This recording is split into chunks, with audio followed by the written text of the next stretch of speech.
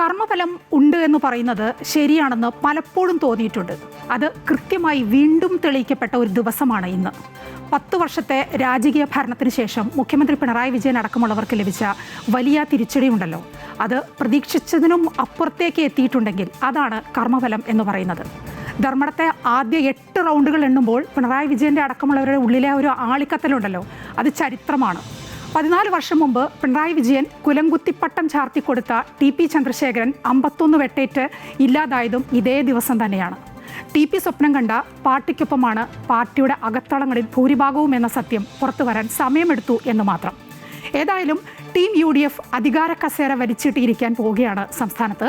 ഇടതുപക്ഷത്തിന് തിരിച്ചടിയായത് ഭരണവിരുദ്ധ വികാരമാണോ, ന്യൂനപക്ഷ ഏകീകരണമാണോ? നോക്കാം. അനുകൂല പ്രതികൂല സമ്മിശ്ര പ്രതികരണങ്ങൾ വന്നുകൊണ്ടേയിരിക്കുന്നുണ്ട് ഈ മണിക്കൂറുകളിൽ. വിവിധ മുന്നണികൾക്ക് എന്താണ് പറയാനുള്ളത് എന്ന് അറിയേണ്ടതുണ്ട്. ഞങ്ങൾക്കൊപ്പം ഈ സമയം BJP സഹയാത്രികൻ മുൻ DGP ശ്രീ TP സെൻകുമാർ, കോൺഗ്രസ് വക്താവ് അഡ്വക്കേറ്റ് JS അഖിൽ, രാഷ്ട്രീയ നിരീക്ഷകൻ KA ഷാജി എന്നിവർ ചേരുകയാണ് ഇപ്പോൾ. അല്പസമയത്തിനകം CPM നേതാവ് CS സുജാതയും കോൺഗ്രസ് വക്താവ് PM നിയാസും ഞങ്ങൾക്കൊപ്പം ചേരും. എല്ലാ അതിഥികൾക്കും സ്വാഗതം. ശ്രീ TP സെൻകുമാർ, എക്സിറ്റ് പോളുകളെ ഒക്കെ വെല്ലുന്ന എക്സാക്ട് ഫലമാണ് ഇപ്പോൾ വന്നിരിക്കുന്നത്. പ്രതീക്ഷിച്ചിരുന്നോ ഇങ്ങനെ ഒരു ഫലം? ഞാനൊരു UDF സുനാമി വരാൻ സാധ്യതയുണ്ട് എന്ന് പറഞ്ഞിരുന്നു. ഒരു തൂക്ക് നിയമസഭയും പറഞ്ഞിരുന്നു. അതല്ലെങ്കിൽ UDF സുനാമിയാണ് പിന്നീട് ഞാൻ പറഞ്ഞത്. അങ്ങനെയാണെങ്കിൽ ഒരു 5 സീറ്റോളം BJP നേടുമെന്നാണ് ഞാൻ പറഞ്ഞിരുന്നത്. 3 സീറ്റാണ് ഇപ്പോൾ നേടിയിട്ടുള്ളത്. അവർ കുറച്ചുകൂടി വാസ്തവത്തിൽ ശ്രദ്ധിച്ചിരുന്നെങ്കിൽ തീർച്ചയായിട്ടും 5 സീറ്റ് നേടാനായിട്ട് സാധിക്കുമായിരുന്നു. പല മണ്ഡലങ്ങളിലും ചെയ്യാമായിരുന്നു. എനിവേ, പൂത്ത് കേരളത്തിൽ കാൽ കുത്താൻ ഇടം കൊടുക്കില്ല എന്ന് പറഞ്ഞവർക്ക് വലിയൊരു മറുപടിയാണ് ഈ 3 സീറ്റ് കിട്ടിയിരിക്കുന്നതും മറ്റ് പല സ്ഥലങ്ങളിലും നടന്ന നല്ല പ്രകടനങ്ങളും. അതോടൊപ്പം ഈ ഭരണവിരുദ്ധ വികാരവും അതോടൊപ്പം ഒരു ന്യൂനപക്ഷ വോട്ട് ഏകീകരണവും. ന്യൂനപക്ഷ വോട്ടിൻ്റെ മാത്രമല്ല ഏകീകരണം നടന്നത്, ഒരു മതേതര വോട്ടിൻ്റെ കൂടി ഒരു ഏകീകരണം എന്ന് വേണമെങ്കിൽ പറയാം. അതായത് CPM വോട്ടിൻ്റെ ഒരു പിൻബലം, ഒരു വലിയ CPM വിരുദ്ധ മനോഭാവം CPM അണികളിൽ തന്നെ ഉണ്ടായിട്ട് അവർ തന്നെ വന്ന് UDFന് വോട്ട് ചെയ്യുന്ന ഒരു ഘട്ടമുണ്ടായിട്ടുണ്ട്. തൃക്കരിപ്പൂരിൽ സന്ദീപ് വാര്യരുടെ വിജയം അതാണ് സൂചിപ്പിക്കുന്നത്. കാരണം അവിടെ യാതൊരു പേരുകളും ഇല്ലാത്ത ഒരാൾ അവിടെ പോയി അവിടെ ഇലക്ഷൻ പ്രചരണത്തിന് പോലും പോകാനായിട്ട് അനുവദിക്കാത്ത സാഹചര്യം ഉണ്ടാകുകയും അവിടെ അദ്ദേഹം വിജയിക്കുകയും ചെയ്ത 5000-ലധികം വോട്ടിന് വിജയിക്കുകയും ചെയ്ത സാഹചര്യം എന്ന് പറയുന്നത് തീർച്ചയായിട്ടും തൃക്കരിപ്പൂർ പോലെയുള്ള ഒരു CPM മണ്ഡലത്തിൽ ജയിക്കുക എന്ന് പറയുന്നത് അത് ഒരു വലിയ UDF സുനാമിയുടെ ലക്ഷണം തന്നെയാണ് കാണിക്കുന്നത്. തീർച്ചയായിട്ടും വിരുദ്ധ വികാരം ജനങ്ങൾ ഈ കഴിഞ്ഞ 5 വർഷമായിട്ട് കൊണ്ടു നടന്ന ആ വിരുദ്ധ വികാരത്തിന് അത് പൊട്ടിയൊഴുകാനായിട്ട് അണപൊട്ടിയൊഴുകാനായിട്ട് ഒരു സന്ദർഭം കിട്ടി. അവരത് ശരിയായിട്ട് പ്രയോഗിക്കുകയും ചെയ്തു. ഒരുപക്ഷെ CPMനും അതുപോലെ LDFനും അടുത്ത കാലത്തൊന്നും ഇത്തരം രീതിയിൽ ഈ 35 സീറ്റിലേക്ക് ഒതുങ്ങേണ്ടി വന്നിട്ടുണ്ടാകില്ല എന്നുകൂടി നമ്മൾ മനസ്സിലാക്കണം. ഇതോടൊപ്പം കേരളത്തോടൊപ്പം എനിക്ക് ഒരു കാര്യം അഖിലേന്ത്യാ തലത്തിൽ പറയുകയാണെങ്കിൽ വളരെ സന്തോഷമുണ്ട്. പ്രത്യേകിച്ചും ബംഗാളിൻ്റെ ഇലക്ഷൻ റിസൾട്ട്സിലും ആസാമിൻ്റെ ഇലക്ഷൻ റിസൾട്ട്സിലും ഇതുപോലെ പറയേണ്ട ഒന്നാണ് തമിഴ്നാട്ടിൽ ഇതുപോലെ 10 വർഷം ഭരിച്ച് അടുത്ത 3ാം ടൈമിലേക്ക് സ്റ്റാലിൻ വരികയായിരുന്നു. അവിടെയും സ്റ്റാലിൻ മത്സരിച്ച സ്ഥലത്ത് 70,000 വോട്ടിനാണ് അദ്ദേഹം തോറ്റിരിക്കുന്നതെന്ന് പറയുന്നു. അവിടെ TVK എന്ന് പറയുന്ന 6 മാസം മുമ്പ് മാത്രം ഫോം ചെയ്ത ഒരു പാർട്ടി ഏറ്റവും അധികം സീറ്റ് നേടിയ 1ാം കക്ഷിയായി മാറിയിരിക്കുന്നു. 108 സീറ്റുകൾ നേടിയിരിക്കുന്നു എന്നുള്ളതും ഒരു വസ്തുതയാണ്. അതായത് ഭരണവിരുദ്ധ വികാരങ്ങൾ അത് ഈ അവിടെയെല്ലാം ഉണ്ടായിട്ടുണ്ട്. അതേസമയം ആസാമിൽ നോക്കുക, അവിടെ കഴിഞ്ഞ 10 വർഷവും ആയിട്ട് ഭരണം നടത്തുന്ന BJP സർക്കാർ വീണ്ടും 100 സീറ്റ് നേടിയിട്ടാണ് അവിടെ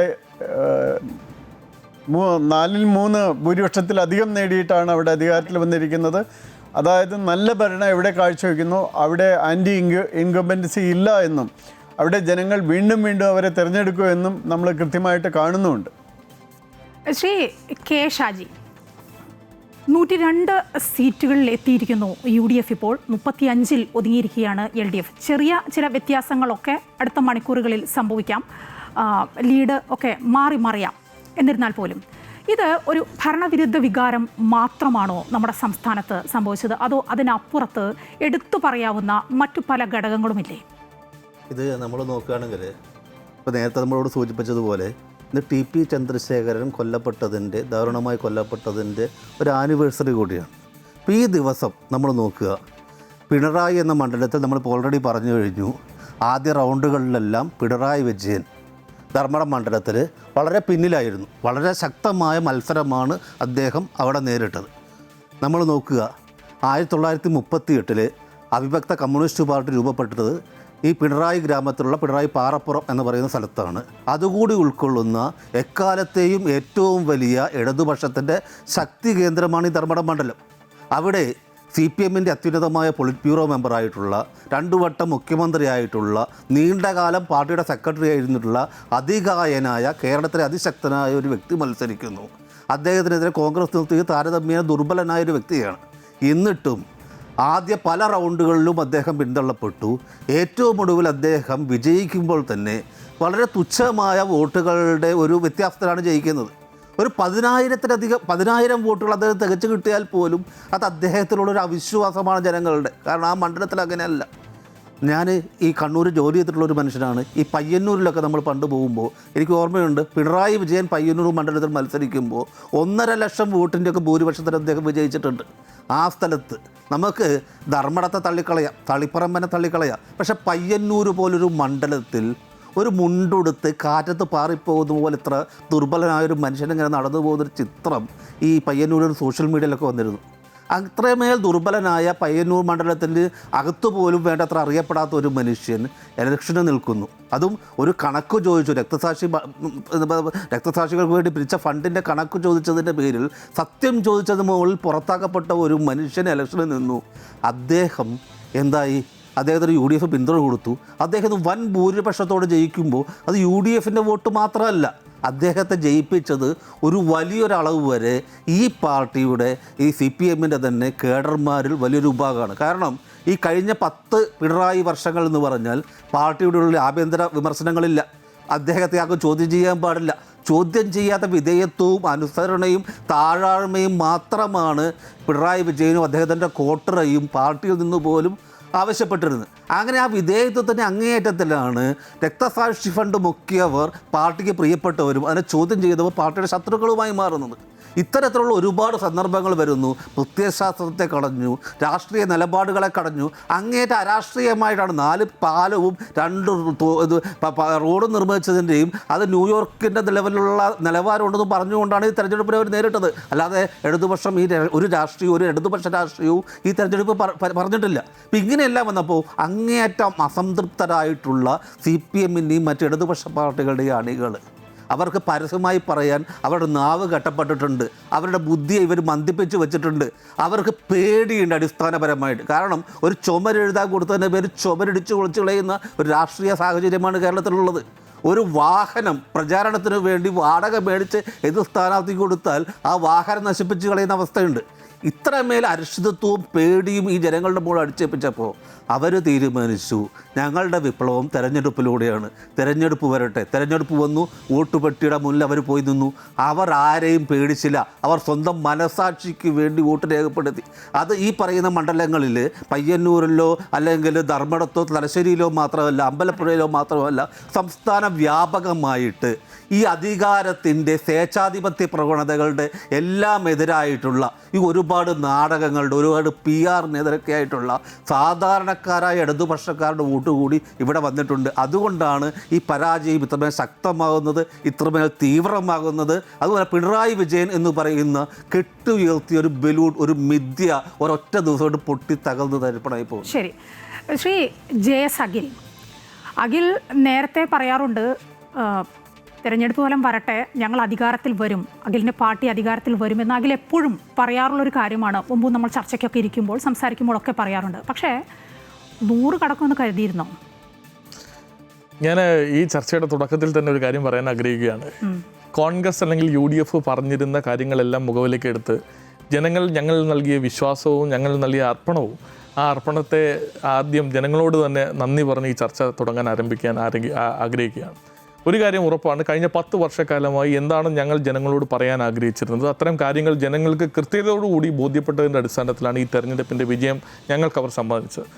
ഒരു തെരഞ്ഞെടുപ്പിനെ നേരിടുന്ന സമയത്ത് എന്താണോ കോൺഗ്രസ് പറയാൻ ആഗ്രഹിച്ചത്, എന്താണോ UDF പറയാൻ ആഗ്രഹിച്ചത്, കഴിഞ്ഞ 10 വർഷക്കാലമായി ഈ നാടിനെ ഭരിച്ച മുഖ്യമന്ത്രിയും ആ LDF ഗവൺമെൻറ്റും കേരളത്തിലെ ജനങ്ങളെ എത്രമാത്രം അവരുടെ കൺസേൺസ് അല്ലെങ്കിൽ അവരുടെ പ്രശ്നങ്ങളിൽ പരിഹരിക്കപ്പെടുന്ന തരത്തിലേക്കൊരു ഗവൺമെൻറ്റായി മാറാൻ അവർക്ക് കഴിഞ്ഞിട്ടില്ല എന്നുള്ളതാണ് വസ്തുത എന്നുള്ളത് നമ്മൾ തിരിച്ചറിയണം. ഇപ്പോൾ ജനങ്ങൾക്ക് നേരിട്ട് സംവദിക്കാൻ കഴിയുന്നൊരു മുഖ്യമന്ത്രി കേരളത്തിന് കഴിഞ്ഞ 10 വർഷക്കാലമായി ഇല്ലായിരുന്നു. നിങ്ങൾ മാധ്യമപ്രവർത്തകർക്ക് തന്നെ അറിയാലോ, അദ്ദേഹത്തിൻ്റെ ഒരു ബൈറ്റ് എടുക്കണമെങ്കിൽ എന്ത് പാടായിരുന്നു. കടക്ക് പുറത്ത് എന്ന് മാധ്യമങ്ങളോട് പറഞ്ഞ് ശകാരിച്ചൊരു മുഖ്യമന്ത്രി. കേരളത്തിലെ ഏതെങ്കിലും ഒരു സാധാരണക്കാരന് കേരളത്തിലെ ഏതെങ്കിലും മുഖ്യമന്ത്രിയോ ഏതെങ്കിലും മന്ത്രിമാരെയോ ഒന്ന് കാണാൻ കഴിയുമോ എന്നുള്ള കാര്യം നമ്മളൊന്ന് പരിശോധിക്കണം.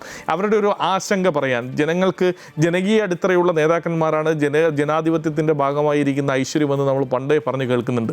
ആ ജനാധിപത്യത്തിൻ്റെ ഭാഗമായി വന്ന ജനകീയ മുഖമുള്ള മന്ത്രിമാരോ MLA-മാരോ CPM ഇല്ലാതെ പോയി എന്നുള്ളതാണ് കഴിഞ്ഞ 10 വർഷക്കാലമായി നമുക്ക് കാണാൻ കഴിഞ്ഞത്.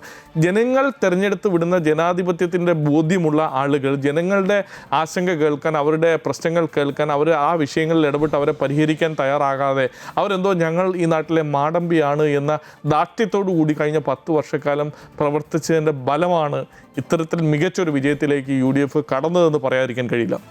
ഞങ്ങൾ തുടക്കം മുതൽ പറയുന്ന കാര്യങ്ങൾ എന്താണ്? ഞാൻ അഖിലേക്ക് വരാം. ഇപ്പോൾ ഫാത്തിമ തഹ്ലിയ സംസാരിക്കുകയാണ് കോഴിക്കോട്.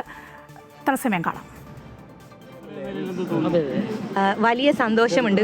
ഒരുപാട് നിയോഗങ്ങൾ എനിക്ക് ഈ പാർട്ടിയിൽ വന്നതിന് ശേഷം UDF സംവിധാനത്തിലൂടെ ഉണ്ടാക്കാൻ സാധിച്ചിട്ടുണ്ട്. അത് ബഹുമാനപ്പെട്ട നേതാക്കന്മാരൊക്കെ ആ രൂപത്തിലേക്ക് പരിഗണിക്കുകയും സംവിധാനത്തിലൂടെ കടന്നു വന്നതുകൊണ്ട് ഈ ചെറിയ ഒരു പ്രവർത്തകയ്ക്ക് ഇത്രയും വലിയ ഒരു ബഹുമതി തന്നത് ഒരു വലിയ ഉത്തരവാദിത്തമായിട്ടാണ് ഞാൻ കണക്കാക്കുന്നത്. അതിനോട് 100% എൻ്റെ എല്ലാവിധ പ്രയത്നവും ഉപയോഗപ്പെടുത്തിക്കൊണ്ട് നീതിപൂർവമായിട്ട് അതിനെ കൈകാര്യം ചെയ്യാനുള്ള ശ്രമം നടത്തും. അതിനെ പറ്റിയിട്ടല്ലല്ലോ ഇപ്പോൾ പറയേണ്ടത്. ഇപ്പോൾ അവിടുന്ന് സർട്ടിഫിക്കറ്റ് പോലും മുഴുവനായിട്ട് വാങ്ങിയിട്ടില്ല. അപ്പോൾ എന്തായാലും എല്ലാവരോടും നന്ദിയുണ്ട്. പേരാമ്പ്രയുടെ മണ്ണിലേക്ക് നിങ്ങൾ എല്ലാവരും വന്നിട്ടുണ്ട്.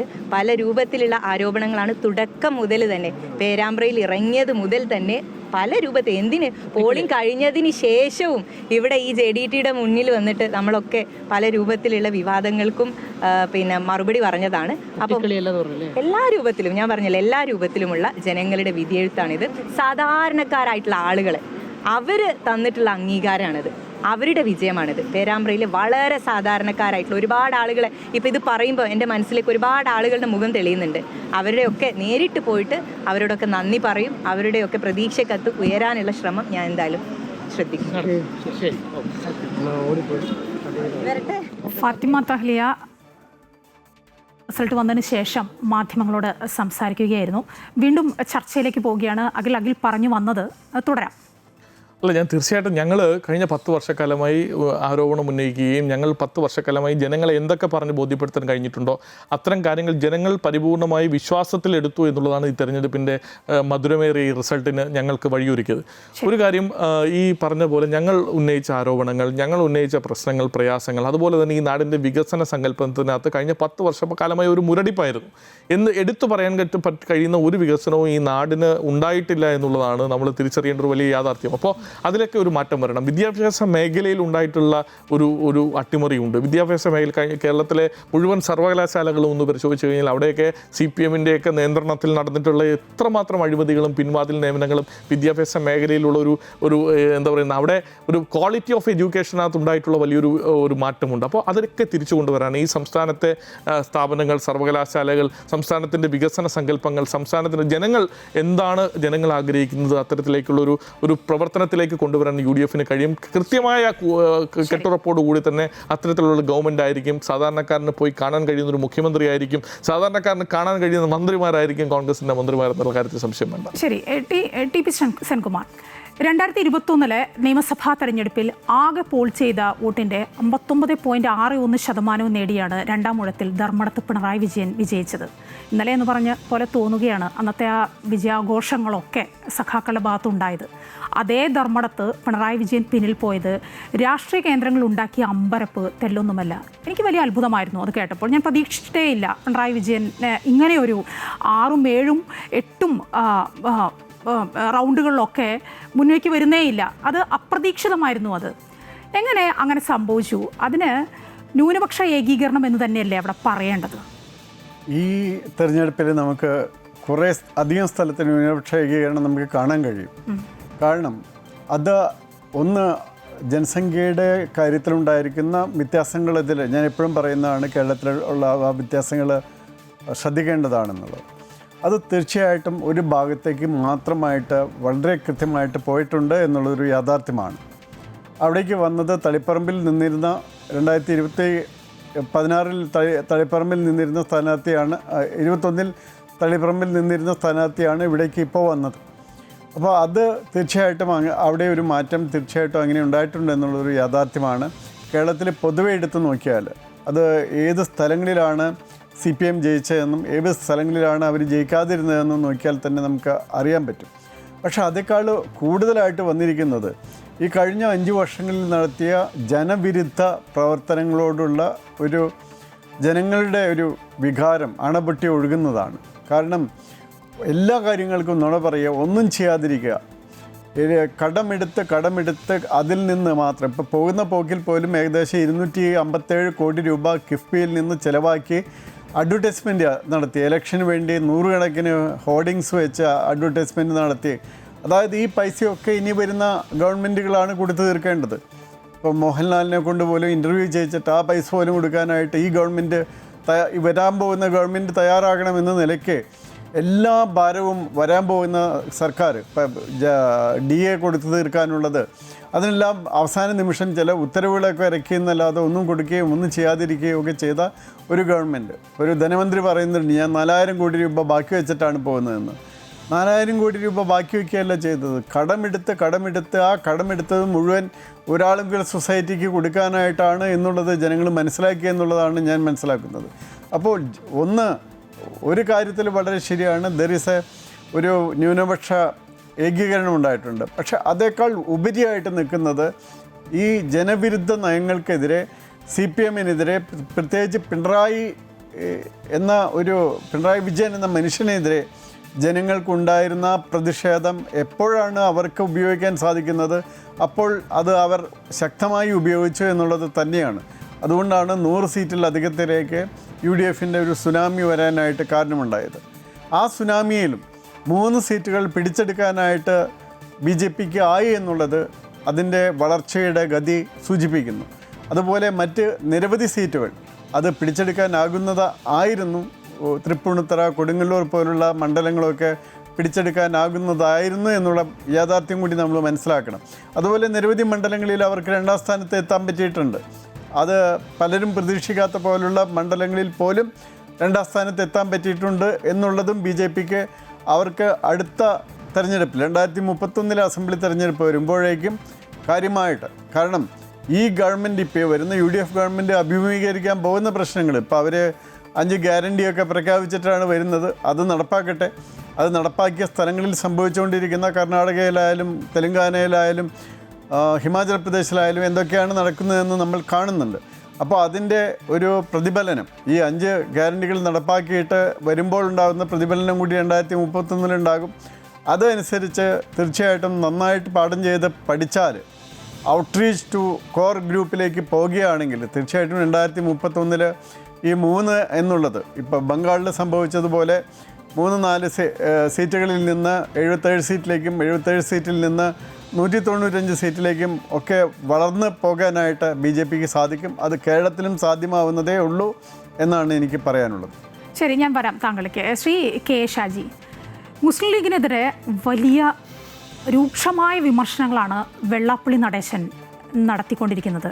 ഈ തിരഞ്ഞെടുപ്പ് കൗണ്ടിങ്ങിൻ്റെ ഇന്നലെ വരെ വെള്ളാപ്പള്ളി നടേശൻ്റെ ഭാഗത്തു നിന്ന് അത്തരത്തിലുള്ള പരാമർശങ്ങളൊക്കെ നമ്മൾ കേട്ടതാണ്. എന്നിട്ടും മുഖ്യമന്ത്രി പിണറായി വിജയൻ അതിനോടൊരു പ്രതികരണം ഒന്നും നടത്താറില്ല, കുറ്റകരമായ ഒരു മൗനം ഭഞ്ജിച്ചു എന്നായിരുന്നു പിണറായി വിജയനെതിരെ മുസ്ലിം സംഘടനകളുടെ ഒക്കെ ഒരു വിലയിരുത്തൽ ഉണ്ടായിരുന്നത്. ഒപ്പം പിണറായി വിജയൻ്റെ ഹിന്ദു പ്രീണന നയങ്ങളും പറഞ്ഞിരുന്നു. ഇതൊക്കെ സ്വാധീനിച്ചിട്ടുണ്ടോ ഈ തകർന്ന അടിയലിനെ LDFൻ്റെ? പ്രത്യേകിച്ചും ഉത്തര കേരളത്തിലുള്ള ഫലങ്ങളിൽ ഈ വോട്ടിംഗ് പാറ്റേണിലെല്ലാം അത് നന്നായിട്ട് പ്രതിഫലിച്ചിട്ടുണ്ട്. കാരണം വെള്ളാപ്പള്ളി നടേശന് വലിയ സ്വാധീനമൊന്നും മലബാർ മേഖലയിലില്ലെങ്കിലും അദ്ദേഹത്തിൻ്റെ പ്രസ്താവനകൾ, മതന്യൂനപക്ഷ പ്രസ്ഥാനങ്ങളെ, അതുപോലെ തന്നെ വെള്ളാപ്പള്ളിക്ക് എതിരായിട്ടുള്ള ശക്തമായൊരു വികാരം കേരളത്തിൽ അങ്ങോളം ഇങ്ങോളം എല്ലാ കാലത്തും ഉണ്ട്. ഈ ആളുകളെല്ലാം അത് സ്വാധീനിച്ചു. അതുകൊണ്ട് തന്നെ ഇപ്പോൾ UDFനെ സംബന്ധിച്ചിടത്തോളം ഈ വിജയത്തിന് നന്ദി പറയേണ്ടവരിൽ ഒരാൾ വെള്ളാപ്പള്ളി നടേശനാണ്. ഇപ്പോൾ നമ്മൾ നോക്കുക, ഒരാളുടെ സൗഹൃദങ്ങളാണ് അയാളുടെ വ്യക്തിത്വത്തെ തീരുമാനിക്കുക എന്ന് പറഞ്ഞതുപോലെ വെള്ളാപ്പള്ളി നടേശൻ ഒരുപാട് കാലം കേരളത്തിലെ മാറി മാറി രാഷ്ട്രീയ നേതാക്കന്മാരുമായിട്ട് ചങ്ങാത്തം കൂടിയിരുന്ന ആളാണ്. പെട്ടെന്നൊരു സമയം അദ്ദേഹം ഹിന്ദുത്വത്തിൻ്റെയൊക്കെ ആളാകുന്നു, ഹിന്ദുത്വ സഹയാത്രികനാകുന്നു, BJPയുടെ സഹയാത്രികനാകുന്നു. പിന്നെ ആ സഹയാത്രികത്വം കൊണ്ട് വലിയ നേട്ടങ്ങൾ ഉണ്ടാക്കാൻ പറ്റില്ല എന്നുകൊണ്ട് ഇപ്പോൾ ഭാര്യയും മകനെ അവിടെ ഉപേക്ഷിച്ചിട്ട് അദ്ദേഹം പിണറായി വിജയനുമായിട്ട് മറ്റൊരു സൗഹാർദ്ദത്തിലേക്ക് വന്നു. അപ്പോൾ പിണറായി വിജയൻ ഉദ്ദേശിക്കുന്ന നവോത്ഥാനവും മതേതരത്വവും ഒക്കെ ഉൾക്കൊള്ളുന്ന ഒരാളാണ് നടേശൻ എന്ന് പിണറായി വിജയൻ വിശ്വസിക്കുന്നു, നടേശനും വിശ്വസിക്കുന്നു. അപ്പോൾ മുഖ്യമന്ത്രിയുടെ കൂടെ ഈ കഴിഞ്ഞ 10 കൊല്ലങ്ങളിൽ പാർട്ടി സെക്രട്ടറി പോലും ഔദ്യോഗിക വാഹനത്തിൽ എത്ര വട്ടം സന്ദർശിച്ചിട്ടുണ്ട്, എത്ര വട്ടം യാത്ര ചെയ്തിട്ട് നമുക്ക് അറിഞ്ഞുകൂടാ. അപ്പോൾ സ്വന്തം ഔദ്യോഗിക വാഹനത്തിൽ പോലും അദ്ദേഹം കയറ്റി കൊണ്ടുപോയി തനിക്ക് ഏറ്റവും പ്രിയപ്പെട്ടവരും സ്വീകാര്യനും തൻ്റെ ആളുമായിട്ട് പിണറായി വിജയനെ എല്ലാ കാലത്തും ഉയർത്തിപ്പിടിച്ചിട്ടുള്ള ഒരാളാണ് വെള്ളാപ്പള്ളി നടേശൻ. ആ വെള്ളാപ്പള്ളി നടേശൻ വളരെ വലിയ തോതിലുള്ള വർഗീയത പറയുന്നു, ന്യൂനപക്ഷ വിരുദ്ധമായ കാര്യങ്ങൾ പറയുന്നു, കേരളത്തിൻ്റെ ഒരു പൊതുവായിട്ടുള്ള രാഷ്ട്രീയ സാമൂഹിക കാഴ്ചപ്പാടുകൾ വിരുദ്ധമായ കാര്യങ്ങൾ പറയുന്നു. ഇതിനൊന്നും സാധാരണഗതിയിൽ CPMൻ്റെ നേതാക്കന്മാർ പറയുന്ന തരത്തിലുള്ള യാതൊരു തരത്തിലുള്ള ഒരു അപലപിക്കലും പിണറായി വിജയനൊന്നും ഉണ്ടായില്ല. പിണറായി വിജയൻ അപലപിക്കാത്തത് കൊണ്ട് മാത്രമാണ് അദ്ദേഹത്തിൻ്റെ പാർട്ടിയുടെ ഇതര നേതാക്കളും ഗോവിന്ദൻ മാഷെ പോലുള്ള ആളുകളും മാത്രമല്ല കടന്നൽ കൂട്ടങ്ങൾ പോലും വെള്ളാപ്പള്ളിയെ ആക്രമിച്ചിട്ടില്ല. ഈ രീതിയിൽ ഇത് വെള്ളാപ്പള്ളി മാത്രമല്ല, ഇങ്ങനെ പിണറായി വിജയൻ കഴിഞ്ഞ 10 കൊല്ലം കൊണ്ട് ഈ കേരളത്തിൽ അദ്ദേഹത്തിൻ്റെതായ ഉണ്ടാക്കിയെടുത്തൊരു എക്കോസിസ്റ്റം അദ്ദേഹത്തെ തന്നെ പരാജയപ്പെടുത്തുന്നതിന് വലിയൊരു ഘടകമായിട്ടുണ്ട്. ഇപ്പോൾ ഈ PR വർക്ക് ചെയ്യാൻ വേണ്ടി അദ്ദേഹം കൊണ്ടുവന്നിട്ടുള്ള ചില ആളുകൾ, ചില മുൻ മാധ്യമ പ്രവർത്തകർ, ടെലിവിഷൻ അധ്യക്ഷന്മാർ വരെയുണ്ട്. അപ്പോൾ ഈ ആളുകളൊക്കെ അവർ ചെയ്തു കൂട്ടിയിട്ടുള്ള ഒരു PR-ന്റെ പേരുള്ള കോമാളിത്തരങ്ങൾ സർക്കാരിൻ്റെ പൊതുപണം എടുത്തുകൊണ്ട് ശ്രീ കെ ഷാജി, ഞാൻ താങ്കളിലേക്ക് വരാം. ഇപ്പോൾ ശ്രീ രാജീവ് ചന്ദ്രശേഖർ മാധ്യമങ്ങളോട് സംസാരിക്കുകയാണ്. തത്സമയത്തിലേക്ക്. കഴിഞ്ഞ 10 കൊല്ലം നമ്മൾ കണ്ട് മനസ്സിലാക്കിയ മാർക്സിസ്റ്റ് CPMൻ്റെ ഭരണശൈലിൻ്റെ ഒരു ലാസ്റ്റ് ഫേസാണ് ഈ ഇലക്ഷൻ്റെ ഒരു വലിയ മെസ്സേജ്. പിന്നെ ഈ 5 ഇലക്ഷൻ നമ്മൾ നോക്കിയാൽ അതിന്ന് എന്തെങ്കിലും ഒരു പഠനം അല്ലെങ്കിൽ നമ്മൾ എന്തെങ്കിലും മനസ്സിലാക്കിയാൽ ഇന്ത്യ അലയൻസ് ഭരിക്കുന്ന തമിഴ്നാട്, വെസ്റ്റ് ബംഗാൾ, കേരളം 3 സ്ഥലത്ത് ഇന്ത്യ അലയൻസ് ആയിരുന്നു ഭരിച്ചത്. ആ 3 സ്ഥലത്തും DMK ആണോ TMC ആണോ CPM ആണോ ജനങ്ങൾ അവരെ തോൽപ്പിച്ചിട്ടുണ്ട്. അതേസമയം NDAൻ്റെ ഭരണശൈലിയും NDAൻ്റെ ഭരണവും NDAൻ്റെ വികസനവും നടപ്പിലാക്കുന്ന ആസാമും പുതുച്ചേരിയിൽ ഒരു പ്രോ ഇൻകംബൻസി മാൻഡേറ്റ് അവിടുത്തെ NDA സർക്കാരിന് കിട്ടിയിട്ടുണ്ട്. ഇതിന് കൂടുതൽ ഇന്ന് ഞാൻ പറയുന്നില്ല. നാളെ ഞാൻ ഇതിനെക്കുറിച്ച് ഞാനും ഗോകുമാർജിയും V മുരളീധരൻ്റെ ഒരു പ്രസ് കോൺഫറൻസ് ഉണ്ടാവും, അതിൽ നമ്മൾ ഇതിനെക്കുറിച്ച് ചർച്ച ചെയ്യാം. പക്ഷേ ഇന്ന് അവസാനം ഞാൻ പറയാൻ ആഗ്രഹിക്കുന്നത് ഇതാണ്. കഴിഞ്ഞ 10 കൊല്ലം CPM ഭരിക്കുമ്പോൾ ഇവിടെ ഒരു പ്രതിപക്ഷ പാർട്ടീൻ്റെ ഒരു റോൾ ആരും നടപ്പിലാക്കിയില്ല, ആരും ചെയ്തില്ല. 10 കൊല്ലം ശബരിമല കൊള്ള നടക്കുമ്പോൾ, ജനങ്ങളുടെ ദ്രോഹം നടക്കുമ്പോൾ പറയാനും ചെയ്യാനും അസംബ്ലിയിൽ ആരും ഉണ്ടായിരുന്നില്ല. കോൺഗ്രസ് ഉണ്ടായിരുന്നു, പക്ഷെ അവർ ഇന്ത്യ അലയൻസിൻ്റെ ഭാഗമായിരുന്നു. അവർ മൗനം പാലിച്ചു. അതിൽ വലിയ മാറ്റം ഇനി വരും. 3 MLA-മാരുണ്ടാവും. ജനങ്ങൾ ഓരോരോ പ്രശ്നങ്ങളെക്കുറിച്ച് ഉയർത്തി സംസാരിക്കാനും മുമ്പോട്ട് വെച്ച് സംസ്ഥാന സർക്കാർ അതിനെ പരിഹരിക്കാൻ അതിന് പിന്നിൽ നടക്കാൻ 3 MLA-മാരുണ്ടാവും, BJP NDA-ൻ്റെ. അതുമാത്രമല്ല, ഇനി ഇവിടെ അഴിമതി നടത്തി ഏതെങ്കിലും സർക്കാർ നടപ്പിലാക്കാൻ ശ്രമിച്ചാൽ അതിനെ എതിർക്കാനും അതിനെ എക്സ്പോസ് ചെയ്യാൻ BJP NDA അസംബ്ലിയിൽ ഉള്ളിൽ ഉണ്ടാവും. അത് ഒരു വലിയ മാറ്റമായിരിക്കും. ഞാൻ ഇലക്ഷന് മുമ്പ് പറഞ്ഞതാണ്, ഈ ഇലക്ഷൻ ഏറ്റവും പ്രധാനപ്പെട്ട ഒരു ഇഫക്റ്റ് അല്ലെങ്കിൽ ഇമ്പാക്റ്റ് കേരളത്തിൻ്റെ രാഷ്ട്രീയ സംസ്കാരത്തിൽ മാറ്റം, അതായിരുന്നു ഞങ്ങളുടെ ലക്ഷ്യം. അത് ഞങ്ങൾ പുറത്തുനിന്ന് ഇതുവരെ ചെയ്തു. ഇനി അസംബ്ലിയിൽ കയറി അവിടെ ഇരുന്ന് അത് ഞങ്ങൾ നടപ്പിലാക്കും എന്ന് ഞാൻ ഇന്ന് ഉറപ്പു തരുന്നു. ഇന്ന് ഈ വിജയം ഇത് എൻ്റെ വിജയമോ ഞങ്ങളുടെ ലീഡർഷിപ്പിൻ്റെ ഒരു വിജയം മാത്രമല്ല, ജനങ്ങൾ ഞങ്ങൾക്ക് തന്ന ഒരു അവസരമായിട്ട് ഞങ്ങൾ കാണുന്നു. അപ്പോൾ എല്ലാവരോടും ഞാൻ നന്ദി പറയാൻ ആഗ്രഹിക്കുന്നു. അതിനൊപ്പം ഞങ്ങളെ ഓരോരോ പ്രവർത്തകർ രാപകൽ അധ്വാനിച്ച് ഈ ഒരു മാൻഡേറ്റ് ഈ ഇലക്ഷന് വേണ്ടി അധ്വാനിച്ച ഓരോരോ പ്രവർത്തകരും ഞാൻ നന്ദി പറയാൻ ആഗ്രഹിക്കുന്നു. നമസ്കാരം.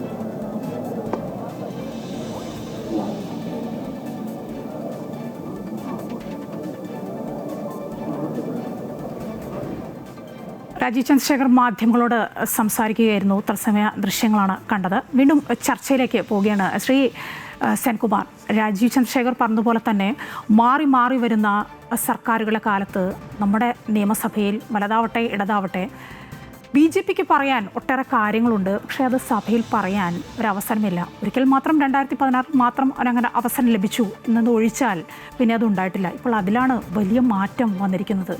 ചരിത്രം തന്നെയല്ലേ? തീർച്ചയായിട്ടും. പ്രത്യേകിച്ച് പല ആക്ടുകൾക്കും വേണ്ടി ഒരുമിച്ച് പല ഭീകരപ്രവർത്തകർക്കും വേണ്ടി പല ഭീകരപ്രവർത്തനങ്ങൾക്കും വേണ്ടി ഒരുമിച്ച് നിന്ന് വോട്ട് ചെയ്തവരാണ് LDF UDF. അതായത് രണ്ട് കൂട്ടരും ഒരുമിച്ച് നിന്ന് ഇപ്പോൾ വഖഫിൻ്റെ കാര്യത്തിലായാലും അത് ഹമാസിൻ്റെ കാര്യത്തിലായാലും ഒക്കെ ഒരുമിച്ച് നിന്ന് വോട്ട് ചെയ്തവരാണ് UDF LDF.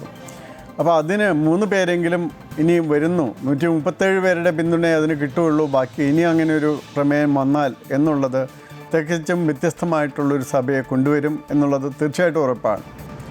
അപ്പോൾ അതുകൊണ്ട് ശ്രീ O രാജഗോപാൽ അദ്ദേഹം MLA ആകുന്ന സമയത്ത് തന്നെ അദ്ദേഹം വളരെ ഏജ്ഡ് ആയിരുന്നു.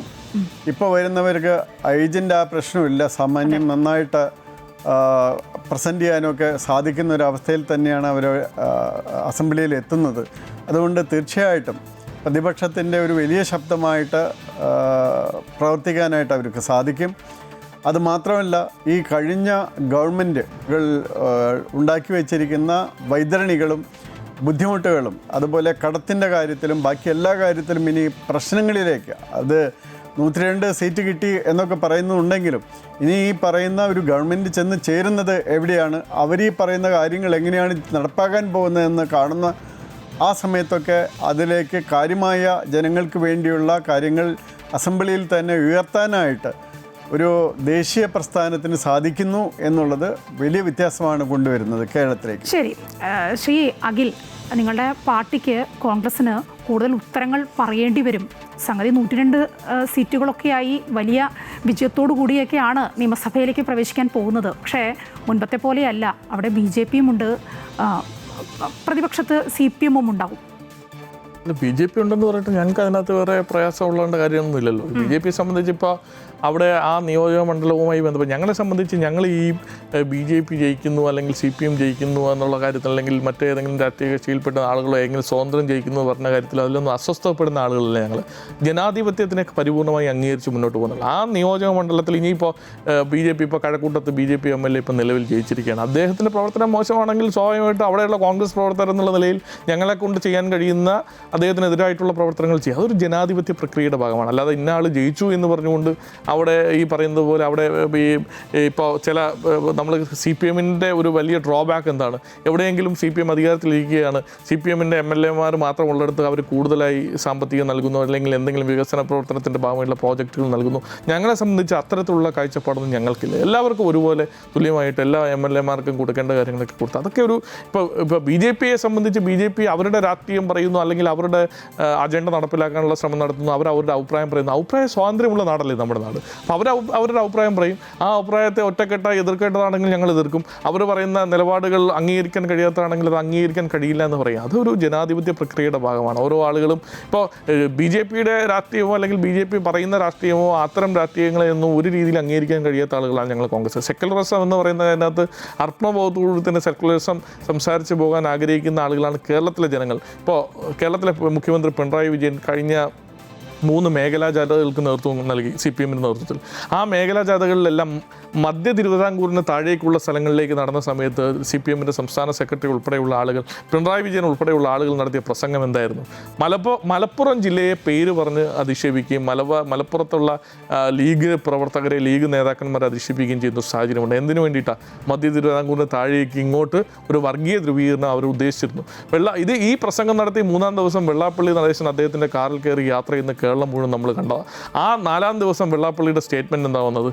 വീണ്ടും ലീഗിനെതിരെയും മുസ്ലിംസ് കമ്മ്യൂണിറ്റിക്കെതിരെയും ന്യൂനപക്ഷങ്ങൾക്കെതിരെയും ഈ പറയുന്നത് പോലെ മലപ്പുറം ജില്ലക്കെതിരെയും ഇതേ വെള്ളാപ്പള്ളി നടേശൻ്റെ സ്റ്റേറ്റ്മെൻറ്റ് നമ്മൾ കണ്ടതാണ്. എന്തിനു വേണ്ടിയിട്ടാണ്?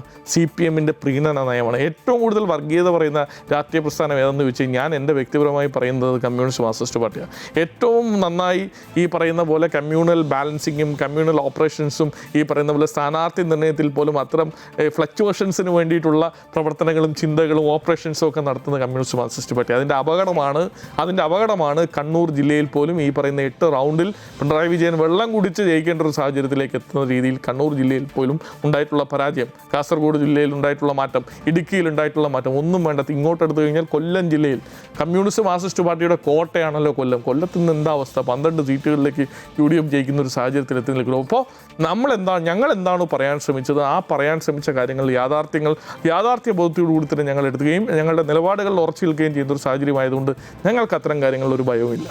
പക്ഷേ അഖിൽ, ഒറ്റ കാര്യമേ ഉള്ളൂ, നിങ്ങൾ വലിയ വിജയത്തോടു കൂടി നിയമസഭയിലേക്ക് വരികയാണ്. 102 സീറ്റ്, ചിലപ്പോൾ അടുത്ത മണിക്കൂറുകളിൽ അതിൽ ചില മാറ്റങ്ങളൊക്കെ വരാം. ഈ 102, 103 ആവാം, അല്ലെങ്കിൽ 101 ആവാം, അതൊക്കെ വേറെ കാര്യം. എന്നിരുന്നാൽ പോലും പക്ഷേ നിങ്ങൾക്ക് വലിയ വൈതരണി കടക്കേണ്ടതുണ്ട്. നമ്മുടെ വളരെ ശൂന്യമാണ് അഖിൽ. എങ്ങനെയാണ് നിങ്ങൾ കാര്യങ്ങൾ ഖജനാവ് ഉൾപ്പെടെയുള്ള കാര്യങ്ങളിനകത്ത് ഞങ്ങൾക്ക് ആശങ്കയുണ്ട് എന്നുള്ള കാര്യങ്ങളൊക്കെ ഞങ്ങൾക്ക് അറിയാം. അത് ഞങ്ങൾ സ്റ്റഡീഡാണ്, ഞങ്ങൾ വേൾഡ് ബോധേഡാണ്. ഞാൻ ഒരു കാര്യം വളരെ കൃത്യമായി പറയാൻ ആഗ്രഹിക്കുന്നു. ഇപ്പോൾ ഏറ്റവും ഒടുവിൽ നമ്മൾ കണ്ടതാണ് മോഹൻലാലും പിണറായി വിജയനും തമ്മിലുള്ള ഇന്റർവ്യൂ. ആ ഇന്റർവ്യൂ കഴിഞ്ഞതിന് ശേഷം അദ്ദേഹത്തിന് കൊടുക്കാനുള്ള ഏകദേശം 45 ലക്ഷം രൂപ, അത് എക്സാക്ട് കണക്കല്ല, 45 ലക്ഷം രൂപയ്ക്ക് മുകളിലുള്ളൊരു എമൗണ്ട് മോഹൻലാലിന് പേ ചെയ്യാനുള്ളത് പോലും കൊടുക്കേണ്ടത് അടുത്ത ഗവൺമെന്റിന്റെ ബാധ്യതയായി മാറിയിട്ടുണ്ട്. ഞാൻ ചെറിയൊരു ഉദാഹരണം പറഞ്ഞാണ് ഇത് ഈ കാര്യത്തിൽ. അപ്പോൾ അത്തരം കാര്യങ്ങൾ അതെല്ലാം ഉൾക്കൊണ്ടുകൊണ്ട് ഞാനൊരു ചെറിയ ഉദാഹരണം ഇവിടെ പറഞ്ഞു. അതെല്ലാം ഉൾക്കൊള്ളുണ്ട്. ഞങ്ങളെ സംബന്ധിച്ച് കഴിഞ്ഞ 10 വർഷക്കാലമായി ഇപ്പം ഞങ്ങളുടെ ബെന്നി ബെഹനാൻ MP-യുടെ നേതൃത്വത്തിൽ കോൺഗ്രസിന്റെ മാനിഫെസ്റ്റോ, ഞാനൊരു കോപ്പി മായക്ക് അയച്ചു തരാം. മായ ഉൾപ്പെടെയുള്ള ആളുകൾ ആ മാനിഫെസ്റ്റോ ഒന്ന് പരിശോധിച്ചു. ഈ 10 വർഷക്കാലമായി കേരളത്തിന്റെ എല്ലാ മേഖലയിൽപ്പെടുന്ന ആളുകളെയും, എല്ലാ മേഖലയിൽപ്പെടുന്ന ജനങ്ങളെയും, അതുപോലെ തന്നെ മറ്റു രീതിയിലുള്ള ആളുകൾ, പ്രയാസം അനുഭവിക്കുന്ന ആളുകൾ, ഏതെങ്കിലുമൊക്കെ തരത്തിൽ ബുദ്ധിമുട്ട് അനുഭവിക്കുന്ന ആളുകൾ, ഇപ്പോൾ ഈ കടപ്പുറം മേഖലയിൽ നമ്മൾ അറിയാം, തീരദേശ പ്രശ്നങ്ങൾ, ശോഷണം കാരണം ഉണ്ടാകുന്ന പ്രയാസങ്ങൾ കാരണം ദുരിതം അനുഭവിക്കുന്ന ആളുകൾ, വയനാട് ചൂരൽമല ഇഷ്യൂവുമായി ബന്ധപ്പെട്ട്, കാസർഗോഡ് എൻഡോസൾഫാൻ ഇഷ്യൂവുമായി ബന്ധപ്പെട്ട ആളുകൾ, അത്തരം ആളുകളുടെയൊക്കെ റിക്കവറിയുമായി ബന്ധപ്പെട്ടും അത്തരം ജനങ്ങളെ ഏറ്റവും അത്യാവശ്യമായി സഹായിക്കേണ്ട ജനങ്ങളുമായി ബന്ധപ്പെട്ട വിഷയങ്ങളെല്ലാം ഞങ്ങൾ സ്റ്റഡീഡാണ്. ഈ വയനാട്ടിലെ ദുരിതബാധിതർക്ക് കൊടുത്ത സർക്കാർ കൊടുത്ത കുറച്ച് വീടുകളുണ്ട്, അറ്റകുറ്റപ്പണികൾ വരെ നിങ്ങൾ നടത്തേണ്ടി വരും. അല്ല, ഞാൻ പറഞ്ഞത് അതെല്ലാം പൂർത്തീകരിച്ചുകൊണ്ട് ആ ജനങ്ങളെ കീർത്താം. അത് ഒരു പ്രധാന ഉത്തരവാദിത്തപ്പെട്ട ഒരു ഉത്തരവാദിത്തമായി കണ്ടുകൊണ്ട് കോൺഗ്രസ് ആ ഉത്തരവാദിത്തമൊക്കെ ചെയ്യാൻ കോൺഗ്രസിന് കഴിയുമെന്നേ. കോൺഗ്രസ് ഈ നാട്ടിലെ നിങ്ങൾ മെട്രോ റെയിൽ ഉൾപ്പെടെയുള്ള കാര്യങ്ങൾ, വിഴിഞ്ഞം തുറമുഖം ഉൾപ്പെടെയുള്ള കാര്യങ്ങൾ, ഈ നാട്ടിലെ വികസനങ്ങൾ ഉൾപ്പെടെയുള്ള പ്രധാനപ്പെട്ട റോഡുകൾ ഉൾപ്പെടെയുള്ള കാര്യങ്ങൾ നിങ്ങളൊന്ന് പരിശോധിക്കും. ഉമ്മൻചാണ്ടിയുടെ ഗവൺമെന്റ് ചെയ്തതല്ലാതെ എടുത്തു പറയാൻ കഴിയുന്ന ഒരു വികസനം കമ്മ്യൂണിസ്റ്റ് മാർക്സിസ്റ്റ് പാർട്ടിക്ക് ഉണ്ടോ എന്ന് നിങ്ങൾ പരിശോധിക്കുക. ആത്മാർത്ഥമായി നെഞ്ച് കൈവച്ച് പരിശോധിക്കുന്നെങ്കിൽ. അപ്പോൾ ഈ നാടിന്റെ വികസനം എങ്ങനെ കൊണ്ടുവരണമെന്ന് ഇതിനകത്ത് സാമ്പത്തിക ബാധ്യത പിണറായി വിജയൻ കാലിയാക്കിയ ഖജനാവ് ഞങ്ങളെ ഏൽപ്പിച്ചിട്ടാണ് പോകുന്നത്. അതിനകത്ത് ഈ പട്ടി വെറ്റ് കിടക്കുന്നുണ്ടെന്നുള്ള കാര്യം പോലും സംശയമുള്ള കാര്യമാണ്. അപ്പോൾ അതുകൊണ്ട് ഞങ്ങൾ അതിനകത്ത് എങ്ങനെ ഒരു മാറ്റം സംഭവിക്കാൻ കഴിയുമെന്നുള്ള കാര്യത്തിനകത്ത് അത് ഈ പറയുന്നത് പോലെ മറ്റേ വിറ്റാൽ പണം കിട്ടുന്ന പട്ടിയാണെങ്കിൽ അതിനെ വിറ്റ് തന്നെ പണമാക്കി അതിനെ ജനങ്ങളെ സഹായിക്കാൻ പറ്റുന്ന രീതിയിലേക്ക് എത്തിക്കുന്ന തരത്തിലേക്ക് ജനങ്ങളുമായി ബന്ധപ്പെട്ട ഒരു ഗവൺമെന്റ് ആയിരിക്കും, ജനങ്ങൾക്ക് ഏത് സമയവും ആശ്രയമായിട്ടുള്ള ഒരു ഗവൺമെന്റായി തന്നെ ഞങ്ങൾ മുന്നോട്ട് പോകാൻ ശ്രമിക്കും. നമുക്ക് അസമിലേക്കും ബംഗാളിലേക്കും പോകേണ്ടതുണ്ട്. അതിന് മുമ്പ് ഞാൻ കെ ഷാജിയോട് ഇപ്പോൾ അഖിൽ പറഞ്ഞതിൻ്റെ ആ ഒരു പ്രതികരണം ചോദിക്കുകയാണ്. എളുപ്പമാണോ UDF കോൺഗ്രസിന് സർക്കാർ ഭരണം മുന്നോട്ട് കൊണ്ടുപോകൽ 5 വർഷക്കാലം? തീർച്ചയായിട്ടും അത് വലിയൊരു വൈതരണിയാണ്. കാരണം ഇപ്പോൾ ഇടതുപക്ഷം തന്നെ ജയിക്കുകയെന്ന് വിചാരിച്ചോ, അവർക്ക് പോലും ഇത് വളരെ ബുദ്ധിമുട്ടായിരിക്കും. കാരണം താങ്ങാവുന്നിടത്തെല്ലാം കടം മേടിച്ചു, നല്ല നിലയിൽ പൊതുപണം തൂത്തടിച്ചു, വരുമാന മാർഗങ്ങളെല്ലാം കളഞ്ഞു കുളിച്ചു. പക്ഷെ ഇവിടെ ഇനിയും ചില പ്രതീക്ഷകളുണ്ട്. കാരണം ഒരുപാട് കിട്ടാക്കടങ്ങൾ, നികുതി കുടിശ്ശികകളൊക്കെ കേരളത്തിലുണ്ട്. അനാവശ്യമായ ചെലവുകൾ ചുരുക്കിക്കൊണ്ടും ഈ LDFിൻ്റെ ഈ ഒരു കഴിഞ്ഞ 5 വർഷ സർക്കാരിന് ഒരു പാഠമായി എടുത്തുകൊണ്ട് UDFന് മുന്നോട്ട് പോകാൻ കഴിഞ്ഞാൽ കേരളത്തിൽ വലിയ മാറ്റങ്ങളുണ്ടാവും. കാരണം സർക്കാരിൻ്റെ പണം കൊണ്ട് ഒരു വ്യക്തിയെ പ്രൊജക്റ്റ് ചെയ്യുക, ആ വ്യക്തിക്ക് വേണ്ടിയിട്ട് ഒരുപാട് PR ചെയ്യുക, അതിനു വേണ്ടിയൊക്കെ കോടികൾ മുടക്കുക. അപ്പോൾ പിണറായി വിജയൻ്റെ PR പ്രചരണത്തിന് ഈ ഇലക്ഷൻ കാലത്ത് മാത്രം 300 കോടിയോളം രൂപയാണ് മുടക്കിയിട്ടുള്ളത്. അപ്പോൾ ഇത്തരത്തിലുള്ള അനാവശ്യമായ ചെലവുകൾ ഇല്ലാതാക്കുക. പിന്നെ നമ്മൾ നേരത്തെ പറഞ്ഞതുപോലെ ഒരുപാട് പിണറായി വിജയന് വേണ്ടി ഒരു എക്കോസിസ്റ്റം അവിടെ വർക്ക് ചെയ്തു, ഒരു കടന്നൽ കൂട്ടങ്ങളൊക്കെ വർക്ക് ചെയ്തു. ഈ കടന്നൽ കൂട്ടങ്ങളെല്ലാം അവരുടെ ജീവസന്ധാരണത്തിനെല്ലാം താൽക്കാലികമായ അനധികൃതമായ നിയമനങ്ങൾ ഉണ്ടായിട്ടുണ്ട്. അപ്പോൾ ഈ നിയമനങ്ങളൊക്കെ ഇല്ലാണ്ടാക്കിക്കൊണ്ട് ഇത്തരത്തിലുള്ള ആളുകളൊക്കെ ഒഴിവാക്കി കഴിഞ്ഞാൽ ഒരുപാട് അങ്ങനെ പല മേഖലകളിലും, അതായത് കൃത്യമായി ഒരു ടൈറ്റായിട്ട് സാമ്പത്തികം മാനേജ് ചെയ്തിട്ടുണ്ടെങ്കിൽ മുന്നോട്ട് പോകാൻ പറ്റുമെന്ന് തന്നെയാണ് നമ്മൾ വിശ്വസിക്കുന്നത്. പിന്നെ ഏറ്റവും വലിയ കാര്യം എന്ന് പറയുന്നത് ഇത്രയും വലിയൊരു ജനവിധിയാണ്. ജനങ്ങൾ UDFന് വലിയൊരു അവസരം കൊടുത്തിരിക്കുന്നു, വലിയൊരു ചുമതല നൽകിയിരിക്കുന്നു, വലിയൊരു ബാധ്യത. അപ്പോൾ ആ ജനങ്ങളുടെ പ്രതീക്ഷയ്ക്കൊത്ത് അവർ മുന്നോട്ട് പോയില്ലെങ്കിൽ ഇന്ന് പിണറായി വിജയൻ വന്ന ഗതി നാളെ അവർക്കും വരും. ശരി, ശ്രീ സെൻകുമാർ, നമ്മുടെ സംസ്ഥാനത്തെ കാര്യം പറഞ്ഞുകൊണ്ടിരിക്കുകയായിരുന്നു. പക്ഷേ ബംഗാൾ ചരിത്രത്തിലേക്ക് കടന്നിരിക്കുകയാണ്. ബംഗാളിൽ 1.5 പതിറ്റാണ്ട് നീണ്ടുനിന്ന തൃണമൂൽ ഭരണത്തിനാണ് ഇന്ന് അവസാനമായിരിക്കുന്നത്. കഴിഞ്ഞ തെരഞ്ഞെടുപ്പുകളിലൂടെ പടിപടിയായി ഉയർന്ന BJP കേവല ഭൂരിപക്ഷം കടന്ന് മുന്നേറുന്ന കാഴ്ചയാണ് നമ്മളിന്ന് കണ്ടത്. SIR ഉൾപ്പെടെ വലിയ വിവാദങ്ങൾക്ക് സാക്ഷ്യം വഹിച്ചതായിരുന്നു ബംഗാളിലെ തെരഞ്ഞെടുപ്പ്. നമുക്കറിയാം, പല വിഷയങ്ങളും ഉണ്ടായിരുന്നു. മമതാ ബാനർജി കോടതിയെ സമീപിച്ചതും അത്തരത്തിലുള്ള വിഷയങ്ങളൊക്കെ ഉണ്ട്. എന്നാൽ ഇക്കുറി ബംഗാളിൽ ന്യൂനപക്ഷ വോട്ടുകൾ TMCയെ രക്ഷിച്ചില്ല എന്നതാണ് വസ്തുത. അങ്ങനെയല്ലേ? തീർച്ചയായിട്ടും അവിടെ ഞാൻ കാണുന്നത് എവിടെയെന്ന് വെച്ചാൽ ഭൂരിപക്ഷം വരുന്ന ന്യൂനപക്ഷ വോട്ടുകൾ, അതായത് ഭൂരിപക്ഷമായിട്ടുള്ള സ്ഥലങ്ങളിൽ പോലും BJP കാര്യമായിട്ട് സീറ്റുകൾ നേടിയിട്ടുണ്ട് എന്നുള്ളതൊരു വസ്തുതയാണ്. അതായത് അവിടുത്തെ ന്യൂനപക്ഷങ്ങൾക്ക് മനസ്സിലായി. മറ്റ് സ്ഥലങ്ങൾ നോക്കുമ്പോൾ UP, ആസാം, അതുപോലുള്ള മറ്റ് സ്ഥലങ്ങൾ നോക്കുന്ന സമയത്ത് വികസനം എങ്ങനെയാണ് വരുന്നത്, അത് BJP ഗവൺമെൻറ്റിൻ്റെ സ്റ്റേറ്റ് ഗവൺമെൻറ്റിൻ്റെ കീഴിൽ എങ്ങനെ കൊണ്ടുവരുന്നു എന്നുള്ളത് മനസ്സിലാക്കിയിട്ട് അവിടെ ന്യൂനപക്ഷ വിഭാഗക്കാരൊക്കെ പറയുന്നുണ്ടായിരുന്നു, ഈ മമതാ ബാനർജി ആകെ ഞങ്ങളോട് പറയുന്നത് ഈ ഹിന്ദുക്കളെ പേടിപ്പിക്കണം, അവരെ എപ്പോഴും പേടിപ്പിച്ച് നിർത്തണം, അല്ലെങ്കിൽ അവരെ ആക്രമിക്കണം, അതിനു വേണ്ടിയുള്ള ഉപകരണങ്ങൾ മാത്രമായിരുന്നു ഞങ്ങൾ എന്ന് അവർ പറയുന്നുണ്ട്. അതുമാത്രമല്ല, ഒരാൾ പോലും കൊല്ലപ്പെടാതെ ഒരു ഇലക്ഷൻ ബംഗാളിൽ നടക്കുന്നത് അടുത്ത കാലത്ത് ആദ്യമായിട്ടാണ്. അടുത്ത കാലത്തെങ്ങും ഒരു കാലത്തും അവിടെ ഒരു ഇലക്ഷൻ ആരും കൊല്ലപ്പെടാതെ നടന്നിട്ടില്ല എന്ന് വേണം നമുക്ക് പറയാനായിട്ട്. അപ്പോൾ അങ്ങനെ സുപ്രീം കോടതിയുടെ തന്നെ പലപ്പോഴും വളരെ നേരിട്ടുള്ള നിയന്ത്രണത്തിൽ പല കാര്യങ്ങളും നടന്നു. അതുപോലെ SIR നടന്നതിൻ്റെ കൃത്യമായിട്ടുള്ള കാര്യങ്ങൾ അതനുസരിച്ച് തന്നെ നടന്നു. അതുകൊണ്ട് എനിക്ക് ഏറ്റവും സന്തോഷം തോന്നുന്നത് ബംഗാളിലും ആസാമിലും, ഇപ്പോൾ ആസാമിൽ നടന്ന മുഖ്യമന്ത്രിയുടെ ഭരണത്തിൻ്റെ ആ ഗുണം, 100 സീറ്റാണ് അവിടെ BJP ജയിക്കുന്നത്, 20 സീറ്റാണ് അവിടെ കോൺഗ്രസ്സിന് കിട്ടുന്നത്. അപ്പോൾ അതൊക്കെ അവിടുത്തെ ഏതെങ്കിലും ഒരു വിഭാഗം, ഹൈന്ദവ വിഭാഗം മാത്രം വോട്ട് ചെയ്തിട്ടല്ല. തീർച്ചയായിട്ടും മുസ്ലിം വിഭാഗത്തിൽ വലിയൊരു വിഭാഗം കൂടി അവിടെയുള്ള BJPക്ക് വേണ്ടി വോട്ട് ചെയ്യുന്നു എന്നുള്ളതാണ്. അതായത് വികസനം ആര് കൃത്യമായിട്ട് കൊണ്ടുവരുന്നു, ജനങ്ങൾക്ക് വേണ്ടി ആര് പ്രവർത്തിക്കുന്നു എന്ന് ജനങ്ങൾ നോക്കി കാണുന്നുണ്ട്. അങ്ങനെ വരുമ്പോൾ ഈ പറയുന്ന മത കാര്യങ്ങൾക്ക് ഉപരിയായിട്ട് കുറേയധികം വിഭാഗങ്ങൾക്കെങ്കിലും ആ വികസനത്തിനും സുരക്ഷിതയ്ക്കും, ഇപ്പോൾ ബംഗാളിൻ്റെയും ആസാമിൻ്റെയും കാര്യം പറഞ്ഞാൽ രാഷ്ട്ര സുരക്ഷയെ വളരെയധികം ബാധിക്കുന്ന ഒരു കാര്യമാണ്. ഇപ്പോൾ ബംഗാളിൽ 2200ഓളം കിലോമീറ്റർ അവിടെ സുരക്ഷാ വേലി കെട്ടുന്നതിന് പോലും മമതാ ബാനർജി സമ്മതിച്ചിരുന്നില്ല. അവിടെ പല വീടുകൾക്കും ബംഗ്ലാദേശിലേക്ക് ടണലുകൾ ഉണ്ടായിരുന്നു എന്നൊക്കെ നമുക്കറിയാം. ആ ടണലുകൾ വഴി വളരെയധികം ബംഗ്ലാദേശികൾ ഇന്ത്യയിലേക്ക് കടക്കുകയും അവരെല്ലാം മറ്റ് പല സംസ്ഥാനങ്ങളിലും പോവുകയും ചെയ്തിട്ടുണ്ട്. അവർക്കെല്ലാം പലപ്പോഴും ആധാർ കാർഡുകളും അതുപോലെ റേഷൻ കാർഡുകളും ഒക്കെ കാണും. പക്ഷേ അങ്ങനെ ഒരു സംവിധാനം ഇല്ലാതാക്കുന്നതിനും, അതായത് രാഷ്ട്ര സുരക്ഷയെ സംബന്ധിച്ച് എനിക്ക് ഏറ്റവും ആശ്വാസം തോന്നുന്നത് ബംഗാളിൻ്റെയും ആസാമിൻ്റെയും വിജയമാണ്. അതായത് ഈ അനധികൃത കുടിയേറ്റം ശാശ്വതമായിട്ടൊരു പരിഹാരം ഉണ്ടാകും എന്നുള്ളതാണ് ഞാൻ കാണുന്നത്. അതായത് ഈ ഇന്ത്യയുടെ അതിർത്തി സംസ്ഥാനമാണല്ലോ ബംഗാൾ.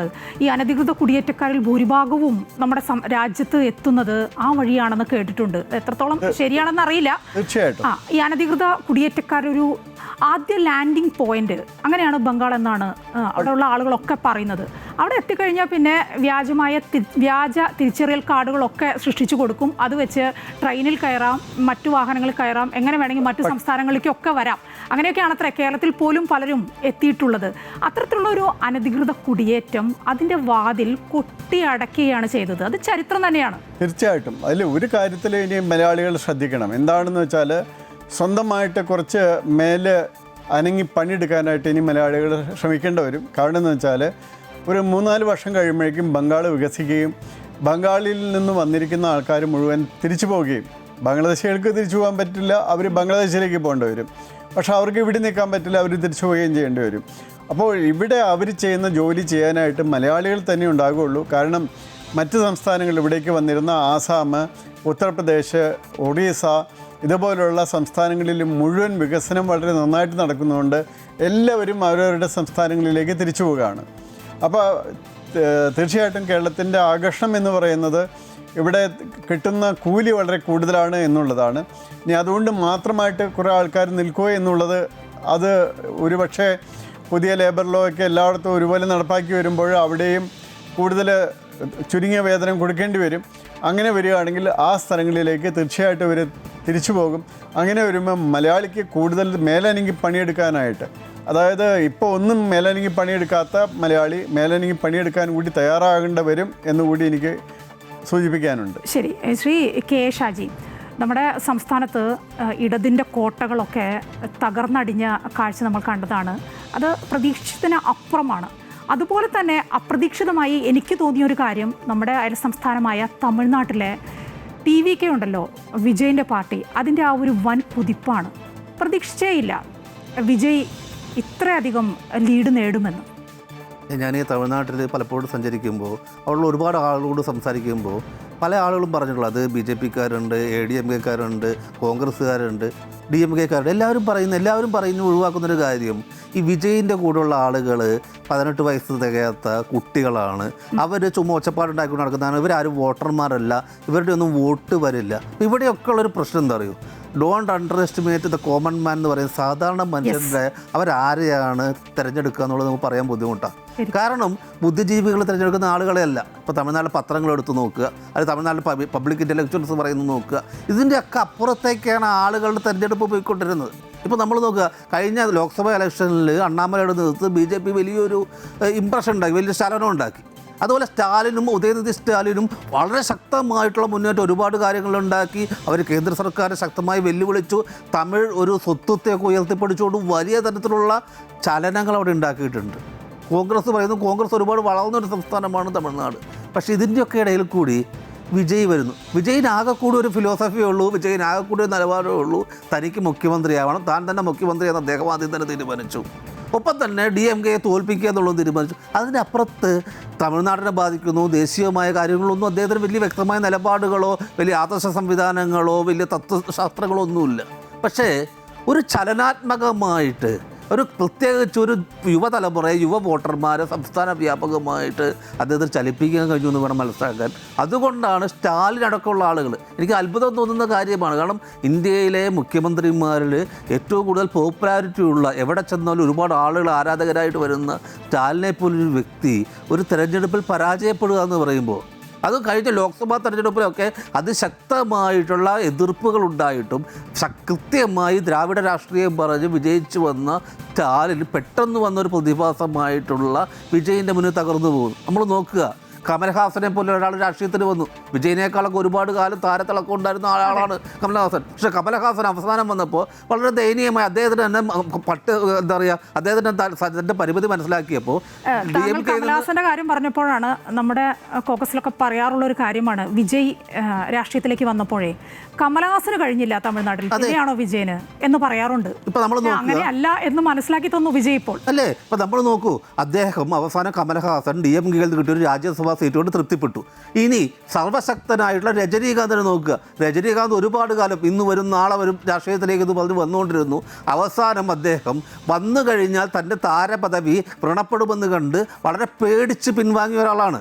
പിന്നെ തമിഴ്നാട് ചരിത്രത്തിൽ MGR ജയലളിതയൊക്കെ കഴിഞ്ഞ് കഴിഞ്ഞാൽ ശിവാജി ഗണേശൻ പോലെ ഒരുപാട് ആളുകൾ ഈ സിനിമയിൽ നിന്നും രാഷ്ട്രീയത്തിലേക്ക് വന്ന ആളുകളാണ്. പക്ഷെ ഇവർക്കൊന്നും കഴിയാത്ത ഒരു ശക്തി വിജയനുണ്ടായി. അതിൻ്റെ ഇടയ്ക്ക് ഇപ്പോൾ ആ വലിയ ദുരന്തം ഉണ്ടായി. ഇത് ദുരന്തമുണ്ടായി, അദ്ദേഹത്തിന് അന്വേഷണം വന്നു, CBI അന്വേഷണം വരെ വന്നു, വലിയ പ്രശ്നങ്ങൾ അദ്ദേഹം നേരിട്ടു, വലിയ സാമൂഹ്യ വിചാരണ നേരിട്ടു, ജനകീയ വിചാരണ നേരിട്ടു, ഒക്കെ നടന്നിട്ടും ഒരു വലിയൊരു ചലനം അദ്ദേഹത്തിന് ഉണ്ടാക്കാൻ പറ്റിയതെന്ന് വെച്ചാൽ ജനങ്ങൾ ചിലപ്പോൾ ഈ സ്റ്റീരിയോ ടൈപ്പുകളിലൊക്കെ മടുത്തിട്ടുണ്ടാവും. ഇപ്പം DMK-യുടെ ആയാലും ADMK-യുടെ ആയാലും തമിഴ്നാട്ടിലെ ഈ DMK പൊളിറ്റിക്സിന് അപ്പുറത്തുള്ള ഒരു സാധ്യത പുതിയ തലമുറ പ്രത്യേകിച്ചും തേടിയത് കൊണ്ടാവാം അദ്ദേഹം വിജയിച്ചതെന്നാണ് എനിക്ക് മനസ്സിലാക്കാൻ കഴിയുന്നത്. ശരി, ശ്രീ സെൻകുമാർ, ആദ്യ തെരഞ്ഞെടുപ്പിൽ തന്നെ തമിഴ്നാടിൻ്റെ പരമ്പരാഗത ദ്രാവിഡ പാർട്ടികളുണ്ടല്ലോ, അതിനൊക്കെ ബഹുദൂരം പിന്നിലാക്കിയാണ് വിജയുടെ നേതൃത്വത്തിലുള്ള TVK വിജയിച്ച് കാണിച്ചു തന്നത്. വോട്ടെണ്ണലിൻ്റെ പ്രാരംഭഘട്ടത്തിൽ തന്നെ വലിയ ലീഡായിരുന്നു വിജയ്ക്ക് ഉണ്ടായിരുന്നത്. അത് അത്ര എളുപ്പത്തിൽ നടക്കുന്നൊരു കാര്യമാണോ? എങ്ങനെ സാധിച്ചു അത്? ഒന്ന്, ഒരു ആൻറ്റി ഇൻക്യുംബൻസി, 10 വർഷത്തിൻ്റെ ഭരണത്തിൻ്റെ ആൻറ്റി ഇൻക്യുംബൻസി കാര്യമായിട്ടുണ്ടായിരുന്നു. അത് ദ്രാവിഡ പാർട്ടികൾക്ക് പോകാതെ പുതുതായിട്ട് വന്ന ഒരു ആളിലേക്ക്, കാരണം അദ്ദേഹത്തിൻ്റെ പേരിൽ ഒരു ആരോപണവും പറയാനില്ല, പുതിയ ആളാണ്. പിന്നെ സിനിമയിൽ നിന്നും നേടിയിട്ടുള്ള കുറേയധികം കാര്യങ്ങൾ, അതായത് ജനങ്ങളുടെ ഇടയിൽ നേടിയിട്ടുള്ള അനുഭാവം, അത് അദ്ദേഹത്തിനെ വളരെ കാര്യമായിട്ട് സഹായിച്ചു. അതോടൊപ്പം DMK ഗവൺമെൻറ് ചെയ്തുകൊണ്ടിരുന്ന വളരെ തെറ്റായിട്ടുള്ള കുറേ കാര്യങ്ങളുണ്ടായിരുന്നു. ആ കാര്യങ്ങളുടെ എല്ലാം എതിർപ്പുകളുടെ ഗുണം വന്നു ചേർന്നത് വിജയനാണ്. അപ്പോൾ അദ്ദേഹമുണ്ട്. ഇനിയിപ്പോൾ അദ്ദേഹത്തിന് ആബ്സലൂട്ട് മെജോറിറ്റി കിട്ടിയിട്ടില്ല. അദ്ദേഹത്തിന് എനിക്ക് തോന്നുന്നു 10 സീറ്റുകളുടെയെങ്കിലും കുറവുണ്ടാകും ആബ്സലൂട്ട് മെജോറിറ്റി കിട്ടാനായിട്ട്. അത് അദ്ദേഹം ഇപ്പോൾ തീരുമാനിക്കേണ്ടി വരും, എവിടെ നിന്നാണ് ആ 10 സീറ്റുകൾ എടുക്കുന്നത് എന്ന് അദ്ദേഹം തീരുമാനിക്കേണ്ടി വരും. അപ്പോൾ അതിനനുസരിച്ച് ഭരണം പോവുകയുള്ളൂ. അപ്പോൾ അതുകൂടി നമ്മൾ മനസ്സിലാക്കാറുണ്ട്. ഇപ്പോൾ തമിഴ്നാട്ടിൽ ആക്ച്വലി ഒരു തൂക്ക് നിയമസഭയാണ് വന്നിരിക്കുന്നത്. വിജയൻ്റെ പാർട്ടി ഏറ്റവും വലിയ പാർട്ടിയാണ് എന്ന് മാത്രമേ ഉള്ളൂ. 118 സീറ്റ് ഉണ്ടെങ്കിലേ അവിടെ 234 സീറ്റിൽ ഒരു അബ്സലൂട്ട് മെജോറിറ്റി ആവുകയുള്ളൂ. 108 സീറ്റിലാണ് വിജയൻ്റെ പാർട്ടി വിജയിച്ചിരിക്കുന്നത്. അപ്പോൾ അതുകൊണ്ട് 10 സീറ്റ് കൂടി കിട്ടിയാൽ മാത്രമേ അതിൽ അവർക്ക് ഭരിക്കാൻ പറ്റുള്ളൂ. കൃത്യമായിട്ട് 1 സീറ്റ് ഭൂരിപക്ഷത്തിലെങ്കിലും ഭരിക്കാൻ പറ്റുള്ളൂ. അങ്ങനെ ഒരു പ്രശ്നം കൂടി തമിഴ്നാട്ടിൽ നിലനിൽക്കും. അപ്പോൾ തീർച്ചയായിട്ടും അതിനെ ബാധിക്കുക ഇന്ത്യ സഖ്യത്തിലുള്ള ഏതെങ്കിലും പാർട്ടികൾ തീർച്ചയായിട്ടും കോൺഗ്രസ്സോ അതുപോലുള്ള പാർട്ടികളിൽ അതിൽ നിന്ന് പിളർന്ന് തീർച്ചയായിട്ടും ഈ ഇലക്ഷനോടുകൂടി സംഭവിക്കുന്നത് ബാക്കി എല്ലായിടത്തും ഇന്ത്യ പാർട്ടികളുടെ ഇന്ത്യ സഖ്യത്തിൻ്റെ ഒരു തകർച്ചയാണ്. കാരണം ബംഗാളിൽ തകർന്നു, അതുപോലെ TMCയുടെ ആ ഇതോടുകൂടി അത് തകർന്നു പോവുകയാണ്, അതുപോലെ തമിഴ്നാട്ടിൽ തകർന്നു പോവുകയാണ്, അതുപോലെ ഇപ്പോൾ കേരളത്തിലാണെങ്കിൽ ശരിക്കും പറഞ്ഞാൽ 2 സൈഡും ഇന്ത്യ സഖ്യത്തിൻ്റെ ഭാഗം തന്നെയായിരുന്നു. അപ്പോൾ അതിലൊരു ഭാഗം തകർന്നു പോകുന്നതോടുകൂടി ഇനി നമ്മൾ പ്രതീക്ഷിക്കേണ്ടത് കുറേയധികം രക്തരൂക്ഷിതമായ സമരങ്ങളെയാണ്. ഈ 10 വർഷമായിട്ട് കൊടുക്കാതിരിക്കുന്ന DAകൾ, അതിൻ്റെ കുടിശ്ശികകൾ, അതുപോലെയുള്ള കാര്യങ്ങളൊക്കെ പറഞ്ഞ് സമരം ചെയ്യാനായിട്ട് ഇനി വരും. ഇനി നമുക്ക് കാണാൻ പറ്റുന്നത് ഈ DFIയുടെയും SFIയുടെയും ഒക്കെ കീഴിൽ അത് പഴയ പോലെ ഇനി നടക്കുമെന്ന് എനിക്കറിയില്ല. പക്ഷെ അങ്ങനെയുള്ള സമരങ്ങളെയാണ് നമ്മൾ പ്രതീക്ഷിക്കേണ്ടത്. അത് ഉണ്ടാകുമോ, അതുപോലെ ഈ പറയുന്ന എല്ലാ ഗ്യാരണ്ടികളും നടപ്പാകുമോ, അതിനുള്ള പണമൊക്കെ എങ്ങനെ കിട്ടുമെന്നുള്ള കാര്യങ്ങളൊക്കെയാണ് നമ്മൾ ശ്രദ്ധിക്കേണ്ട കാര്യങ്ങൾ. അപ്പോൾ അതുകൊണ്ട് തമിഴ്നാട്ടിൽ വളരെയധികം ആനുകൂല്യങ്ങൾ വാരിക്കോരി കൊടുത്തിട്ടും ജനങ്ങൾ കൃത്യമായിട്ട് മനസ്സിലാക്കി ഈ ഭരണം വളരെ അവിശുദ്ധമാണ്, അതിനെ തൂത്തെറിയണം. അതുകൊണ്ട് അവിടേക്ക് ആ ഭരണത്തിനെ തൂത്തെറിയുകയാണ് അവർ ചെയ്തത്. അത് നമ്മൾ മനസ്സിലാക്കണം. എല്ലാവർക്കുമുള്ളൊരു പാഠം കൂടിയാണ് ഇത്. അതായത് ഒരു കറപ്ഷൻ ഫ്രീ അല്ലാത്ത, അഴിമതിയുടെ കൂത്തരങ്ങല്ലാത്ത നല്ല രീതിയിലുള്ള ഒരു ഭരണം ഉണ്ടെങ്കിൽ മാത്രമേ അവർക്ക് ആ ഭരണം നല്ല രീതിയിൽ കൊണ്ടുപോയി എന്ന് പറയാൻ പറ്റുകയുള്ളൂ. അങ്ങനെ ഒരു ഭരണം കാഴ്ചവെക്കാനായിട്ട് തമിഴ്നാട്ടിൽ സാധിച്ചില്ല. അതുകൊണ്ടാണ് മുഖ്യമന്ത്രി സ്വയമേവ ഇലക്ഷനിൽ തോൽക്കുക എന്ന് പറയുന്നൊരു ചരിത്രം തന്നെ അവിടെ ഉണ്ടായത്. നമ്മൾ ഒരിക്കലും പ്രതീക്ഷിക്കാത്തൊരു കാര്യമാണ് ശ്രീ സ്റ്റാലിൻ തന്നെ ഒരു മണ്ഡലത്തിൽ പരാജയപ്പെടുക എന്നുള്ളത്. കാരണം അത്രയധികം ജനങ്ങൾക്ക് വാരിക്കോരി കൊടുത്ത ഒരു മുഖ്യമന്ത്രിയാണ്. കടം വാരിക്കോരി കൂട്ടി വെച്ചു എങ്കിലും, അതുപോലെ വ്യവസായങ്ങൾ ഇഷ്ടം പോലെ വന്നു എങ്കിലും ഒക്കെ ഉണ്ടായിട്ടും ജനങ്ങൾക്ക് മനസ്സിലായി ഇത് ജനങ്ങളുടെ സ്വത്ത് വളരെയധികം കൊള്ളയടിക്കപ്പെടുന്നുണ്ട്, അത് കേന്ദ്രീകൃതമാകുന്നുണ്ട്. മാത്രമല്ല ഒരു കുടുംബ കേന്ദ്രീകൃത ഭരണം വരുന്നുണ്ട്. അതായത് M കരുണാനിധി കഴിഞ്ഞതിന് ശേഷം സ്റ്റാലിൻ വരുന്നു, അതിനുശേഷം ഉദയനിധി സ്റ്റാലിൻ വരുന്നു. അങ്ങനെ ഒരു കുടുംബവാഴ്ചയിലേക്ക് പോകുന്നു. ജനങ്ങൾക്ക് അത് ഇഷ്ടപ്പെട്ടില്ല, അതവർ ഫുൾ സ്റ്റോപ്പ് ഇട്ടു. അതാണ് നമ്മൾ തമിഴ്നാട്ടിൽ കണ്ടത്. തീർച്ചയായും ബംഗാളിലേക്ക് വന്ന ശ്രീ സെൻകുമാർ, ബംഗാളിലെ ആ ചരിത്ര വിജയമുണ്ടല്ലോ BJPയുടെ, TMC ഇപ്പോഴും അത് അംഗീകരിച്ചിട്ടില്ല ഈ നിമിഷം വരെയും എന്നാണ് അവിടെ നിന്ന് വരുന്ന വിവരങ്ങളിൽ നിന്നൊക്കെ ഞാൻ മനസ്സിലാക്കുന്നത്. ഞങ്ങളിത് വിശ്വസിക്കുകയില്ല, ഇത് അംഗീകരിക്കാനേ പറ്റില്ല എന്നാണ് മമതാ ബാനർജി പറയുന്നത്. BJP ആധിപത്യം പുലർത്താൻ ശ്രമിക്കുകയാണ്, ഈ തെരഞ്ഞെടുപ്പ് ഫലം തെറ്റാണ് എന്നാണ് TMC നേതാക്കളും അനുയായികളും ഒക്കെ പറഞ്ഞുകൊണ്ടിരിക്കുന്നത്. തെരഞ്ഞെടുപ്പ് പ്രചരണ സമയത്തും ഒക്കെ പല കേസുകളുമായും ഒക്കെ മമത മുന്നോട്ട് പോയതാണ്. ഇനിയിപ്പോൾ എങ്ങനെയാണ്? ഇനി എന്താണ്? ഒന്നുമില്ലല്ലോ. ഭരണഘടനാപരമായിട്ട് ചെയ്യേണ്ട കാര്യങ്ങളെല്ലാം ചെയ്തിട്ടുണ്ട്. അത് അവിടെ ഇത്ര സീറ്റ് നേടി ജയിച്ചു. ഇപ്പോൾ ആരോ ഒരു ഇതിൽ പറയുകയുണ്ടായി ഇവിടെ ഇടതുപക്ഷം തോൽക്കും. പക്ഷേ ഏറ്റവും വലിയ ബുദ്ധിമുട്ട് എന്താണെന്ന് വെച്ചാൽ അവർ തോറ്റു എന്ന് അവരെ എങ്ങനെ പറഞ്ഞ് മനസ്സിലാക്കും എന്നുള്ളതാണ് ബുദ്ധിമുട്ട് എന്ന് പറഞ്ഞതുപോലെ തന്നെയാണ് മമതാ ബാനർജിയുടെ കാര്യത്തിലും. കാരണം അവർക്ക് അവരുടെ their brain works in such a way. അപ്പോൾ അവർ കസേരയിൽ നിന്ന് ഒഴിയുന്നില്ല. 15 വർഷമായിട്ട് കസേരയിലിരിക്കുകയാണ്, ഇനിയും തുടരും. അങ്ങനെയല്ലാത്തൊരു സാഹചര്യം. അതായത് ബംഗ്ലാദേശികളെ കൊണ്ടുവന്ന് അവിടുത്തെ വോട്ടേഴ്സാക്കിയും അവിടുത്തെ ജനസംഖ്യയുടെ പ്രൊപ്പോർഷൻ വർദ്ധിപ്പിച്ചും അവർക്ക് വോട്ട് ചെയ്യുന്നവരുടെ ആൾക്കാരുടെ എണ്ണം വർദ്ധിപ്പിച്ചും. അപ്പോൾ അവിടെയൊക്കെ ഒരു മണ്ഡലം ഇപ്പോൾ മാറ്റി വെച്ചിട്ടുണ്ട് ഇലക്ഷന്. അവിടെ 294 ഒരു മണ്ഡലം ഇലക്ഷൻ മാറ്റി വെച്ചിരിക്കുകയാണ്. അവിടെ ചെയ്തിരിക്കുന്ന ഒരു പണി, പല പണികളുണ്ട്. അവിടെ ടേപ്പ് വെച്ച് ഒട്ടിക്കൽ ഉണ്ടായിരുന്നു. അവിടെ BJPക്ക് വോട്ട് ചെയ്യുകയാണെങ്കിൽ അവിടെ കൈ മണത്തറിയാനായിട്ട് BJPയുടെ ഇതിൽ ആദ്യം പോയിട്ട് വോട്ട് ചെയ്യുന്ന ഒരാൾ അത്ര ഒഴിക്കുന്നു. അപ്പോൾ അത്രൻ്റെ മണം ഉണ്ടെങ്കിൽ അവനെ അടിച്ച് ശരിയാക്കുക, അല്ലെങ്കിൽ ആ സ്ത്രീയെ അടിച്ച് ശരിയാക്കുക. അങ്ങനെയുള്ള പണികൾ വരെ അവർ ചെയ്തിരുന്നു എന്നുള്ളതാണ് TMC. അപ്പോൾ അത്രയും ഭീകരമായിട്ടുള്ള രീതിയിലായിരുന്നു അവിടെ ചെയ്തിരുന്നവൾ. ഒന്ന് സംഭവിച്ചെന്താണെന്ന് വെച്ചാൽ നോക്കൂ, ഏകദേശം 93% വോട്ടാണ് അവിടെ പോൾ ചെയ്തത്. അതിൻ്റെ അർത്ഥം എന്താണെന്ന് വെച്ചാൽ ഇതൊക്കെ കണ്ട് ഭീകരമായിട്ടുള്ളൊരു അവസ്ഥയിലേക്ക് ബംഗാൾ പോകുകയാണെന്ന് മനസ്സിലാക്കിയിട്ട് അവിടുത്തെ ജനങ്ങൾ കൂട്ടമായിട്ട് വന്ന് BJPക്ക് വോട്ട് ചെയ്തു എന്നുള്ളതാണ്. അങ്ങനെയല്ലെങ്കിൽ ഇനി ഒരു ചാൻസ് നമ്മൾക്ക് കിട്ടില്ല എന്നവർക്ക് മനസ്സിലായി. അതുകൊണ്ട് തന്നെ വളരെ ശക്തമായിട്ട് ഇപ്പോഴേ ഇറങ്ങിയില്ലെങ്കിൽ ഇത് കേരളത്തിലും സംഭവിക്കും അധികം താമസിയാതെ എന്ന് തന്നെയാണ് ഞാൻ പ്രതീക്ഷിക്കുന്നത്. ശരി, ശ്രീ PM നിയാസ്, താങ്കൾ നമ്മൾ ചർച്ച തുടങ്ങി 1 മണിക്കൂർ പിന്നിട്ടിട്ടാണ് ഇപ്പോഴാണ് നമ്മുടെ കൂടെ ചേരുന്നത്. താങ്കളെ പാർട്ടിയുടെ ആ വലിയ വിജയം ഇപ്പോൾ 102 സീറ്റുകളിലേക്ക് എത്തിയിരിക്കുകയാണ്. ഇപ്പോൾ അത് ചിലപ്പോൾ 103, 104 ഒക്കെ ലീഡ് വരുമ്പോൾ മാറാം. ഇടതു കോട്ടകളിലെ അപ്രതീക്ഷിതമായ വിള്ളലും ഇന്ന് നമ്മൾ കണ്ടതാണ്. പ്രതീക്ഷിച്ചിരുന്നോ ഇതുപോലെ ഒരു വിജയം? അതുപോലെ തന്നെ ഇത്ര വലിയൊരു CPMന്, ഇടതുപക്ഷത്തിന് ഇതുപോലെ ഒരു തിരിച്ചടി അത് പ്രതീക്ഷിച്ചിരുന്നോ? കഴിഞ്ഞ 10 വർഷത്തെ പിണറായി സർക്കാരിൻ്റെ ഭരണം, അത് ഈ കഴിഞ്ഞ 2ാം ടേം വന്നതിന് ശേഷം നടന്ന എല്ലാ തെരഞ്ഞെടുപ്പിലും, ഉപതെരഞ്ഞെടുപ്പിലും, പഞ്ചായത്ത് തെരഞ്ഞെടുപ്പിലും, അതുപോലെ പാർലമെൻറ്റ് തെരഞ്ഞെടുപ്പിലുമൊക്കെ ഞങ്ങൾ പ്രധാനമായും പറഞ്ഞത് ഈ സർക്കാരിൻ്റെ കെടുതികളെക്കുറിച്ചാണ്. ഈ സർക്കാർ ജനങ്ങളോട് കാണിക്കുന്ന പ്രവർത്തനങ്ങളും ജനങ്ങൾ അതുകൊണ്ട് അനുഭവിക്കുന്ന ബുദ്ധിമുട്ടുകളും അതിലൊക്കെ അപ്പുറമായി അവരുടെ ധാർഷ്ട്യവും ധിക്കാരവും അധികപ്രസംഗവും അഴിമതിയും ഇതൊക്കെ ജനങ്ങൾക്ക് ഉണ്ടായ പ്രശ്നങ്ങൾ ഒന്നിനു പിറകെ ഒന്നായി വർദ്ധിച്ചുകൊണ്ടിരിക്കുകയാണ്. അങ്ങനെ നിൽക്കുമ്പോഴാണ് ഈ പിണറായി വിജയൻ എന്ന് പറയുന്ന വ്യക്തിയുടെ ഫോട്ടോ തന്നെ വെച്ച് വീണ്ടും ധിക്കാരത്തിൻ്റെ ഒരു ബഹിസ്മരണം വീണ്ടും ഉണ്ടായി എന്ന് കാണുമ്പോൾ സ്വാഭാവികമായി ഞങ്ങൾ തെരഞ്ഞെടുപ്പ് പ്രഖ്യാപിക്കുന്നതിന് മുമ്പ് തന്നെ മായക്കറിയാമല്ലോ, ഞങ്ങൾ കൃത്യമായി പറഞ്ഞു 100 സീറ്റ് കിട്ടും. മായ അടക്കം ചിലപ്പോൾ ഇത് എത്രമാത്രം ഉൾക്കൊണ്ടെന്ന് എനിക്ക് അറിഞ്ഞുകൂടാ. 420 എന്ന് പറഞ്ഞുകൊണ്ട് കഴിഞ്ഞ തെരഞ്ഞെടുപ്പിൽ നരേന്ദ്രമോദി വന്നില്ലേ? 420 എന്ന് പറഞ്ഞാൽ 420 ചീറ്റിംഗ് ആണ്.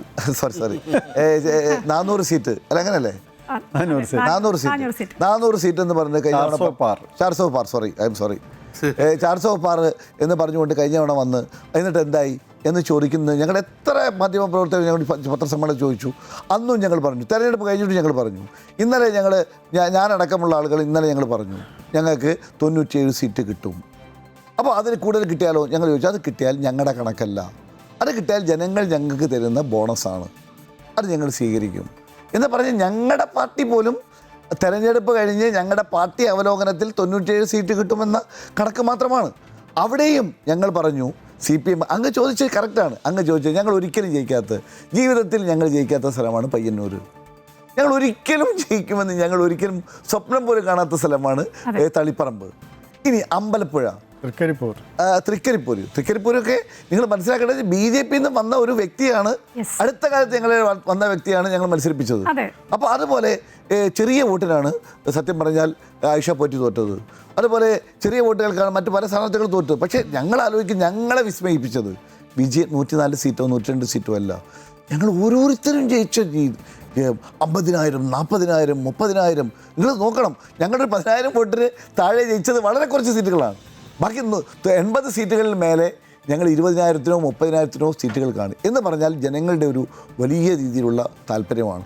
ഇവിടെ അങ്ങ് പറഞ്ഞ ഒരു കാര്യത്തിൽ ഞാൻ പറയേണ്ട ഒരു കാര്യമുണ്ട്. ഇപ്പോൾ ഇവിടെ BJPക്ക് 3 സീറ്റ് കിട്ടി. നിങ്ങൾക്ക് എല്ലാവർക്കും അറിയാം, ഒരു സീറ്റ് 20 വോട്ടിനാണ് ജയിച്ചത്. രണ്ടാമത്തെ സീറ്റ് എന്ന് പറയുന്നത് ഇപ്പം ചാത്തന്നൂരാണ്. ചാത്തന്നൂർ കഴിഞ്ഞ തവണ 2021 ചാത്തന്നൂർ CPI സ്ഥാനാർത്ഥിയാണ് മത്സരിച്ചത്, അവരാണ് ജയിച്ചത്. ചാത്തന്നൂരിൽ 59,296 വോട്ടാണ് ചാത്തന്നൂരിൽ CPI സ്ഥാനാർത്ഥി കിട്ടിയത്. ഇത്തവണ അവർക്ക് 46,232 വോട്ടാണ്, 13,064 വോട്ട് അവർക്ക് കുറവാണ്. ഞങ്ങൾക്ക് കഴിഞ്ഞ തവണ കിട്ടിയത് 34,280 ഇത്തവണ 34,348 വോട്ട്, അത് 68 വോട്ട് കഴിഞ്ഞ തവണത്തേക്ക് കൂടുതലാണ്.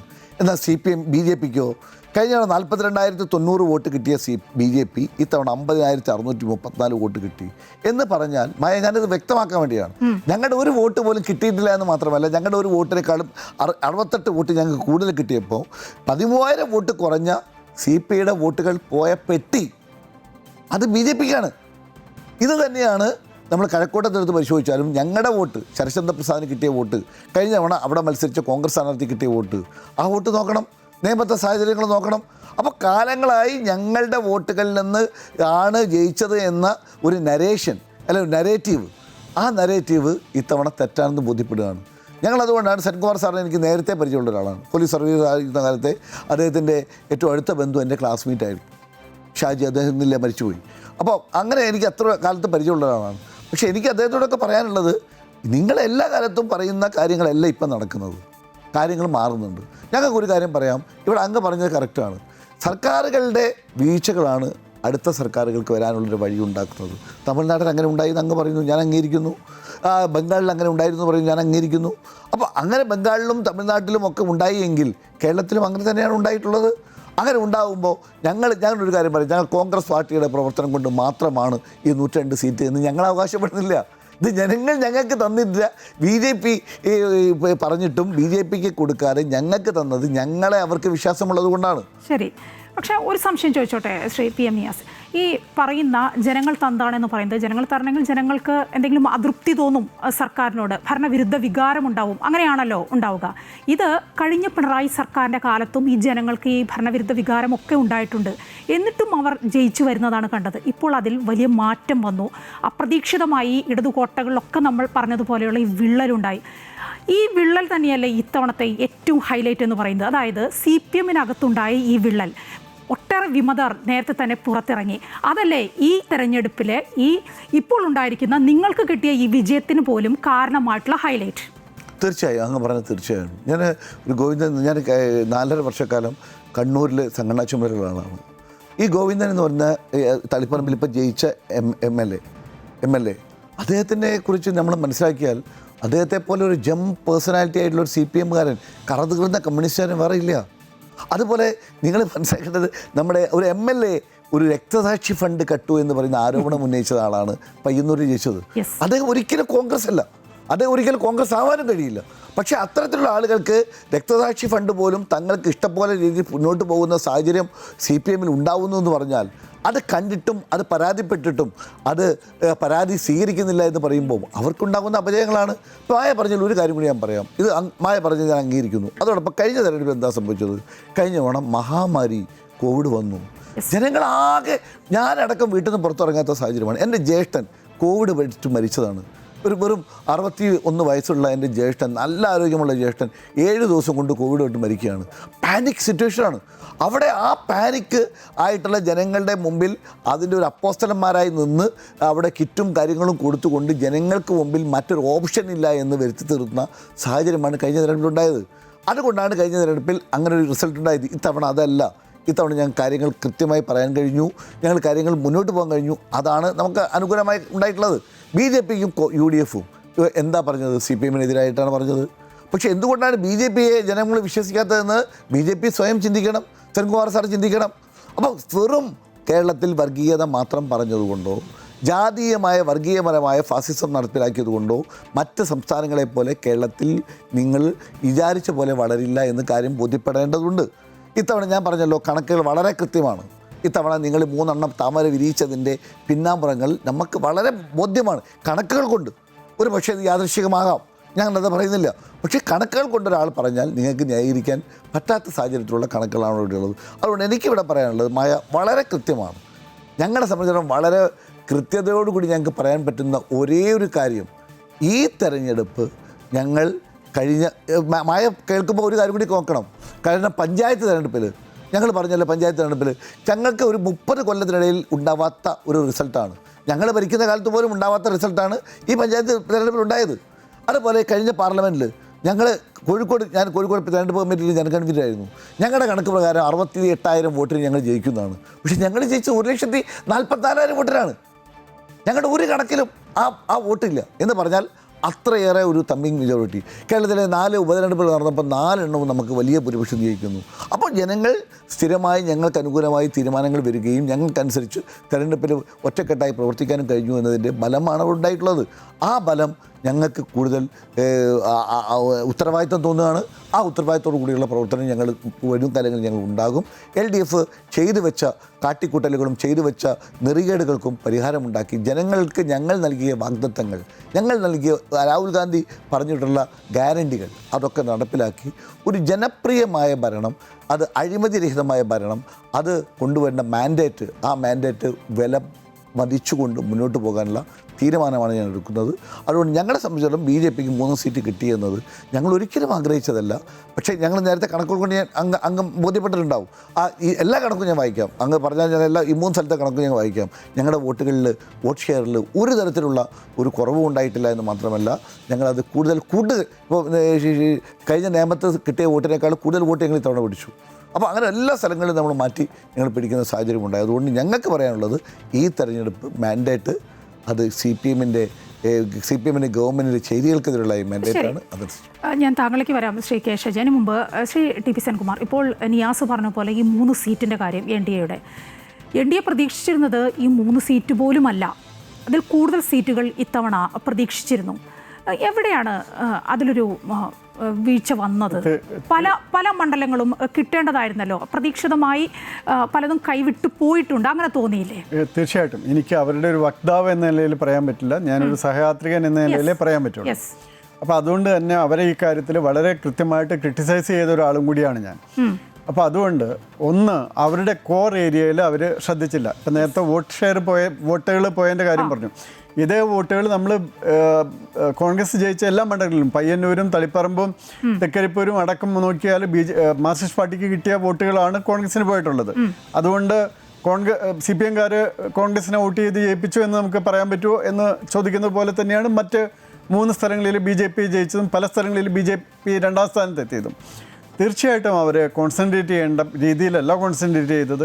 അവരുടെ പ്രവർത്തനത്തിലുണ്ടായിരുന്ന കുറേ കാര്യങ്ങൾ, ഇപ്പം ഞാനിത് ഇലക്ഷൻ തുടങ്ങുന്നതിന് മുമ്പ് ഒക്കെയായിട്ടും കഴിഞ്ഞ സമയത്തൊക്കെ പറഞ്ഞതാണ്.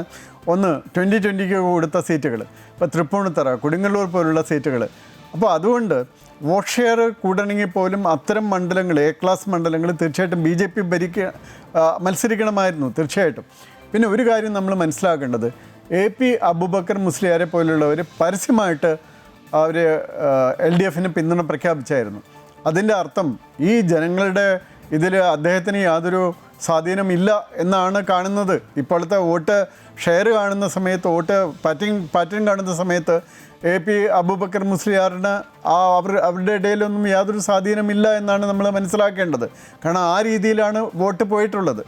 പ്രത്യേകിച്ച് മലബാർ മേഖലയിലൊക്കെ പോയിരിക്കുന്ന വോട്ടിൻ്റെ പാറ്റേൺ നോക്കിയാൽ അങ്ങനെ പരസ്യമായിട്ട് LDFന് പിന്തുണ പ്രഖ്യാപിച്ചിട്ടും ആ LDFന് ആ വോട്ട് ഒന്നും കിട്ടാനായിട്ട് അവിടെ സാധിച്ചില്ല എന്ന് എനിക്ക് തോന്നുന്നു LDFൻ്റെ ചരിത്രത്തിലെ ഏറ്റവും മോശമായിട്ടുള്ള ഒരു വീഴ്ചയാണ് അവർ വീണിരിക്കുന്നത്.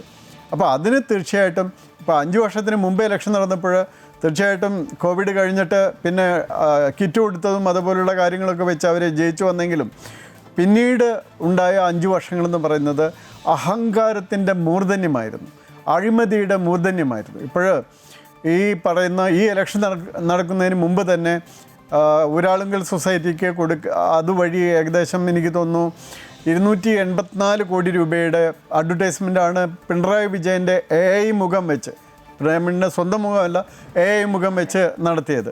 ആ സ്വന്തം മുഖം വയ്ക്കാൻ പറ്റാത്തതുകൊണ്ടായിരിക്കണം AI മുഖം വെച്ചാണ് നടത്തിയത്. അത്രയധികം പ്രചരണങ്ങളാണ് ഗവൺമെൻറ് ചെലവിൽ നടത്തിയത്. ആ ചിലവെല്ലാം ഇനി തീർച്ചയായിട്ടും കോൺഗ്രസ് ഗവൺമെൻറ്റാണ് കൊടുത്തു തീർക്കാനുള്ളത്.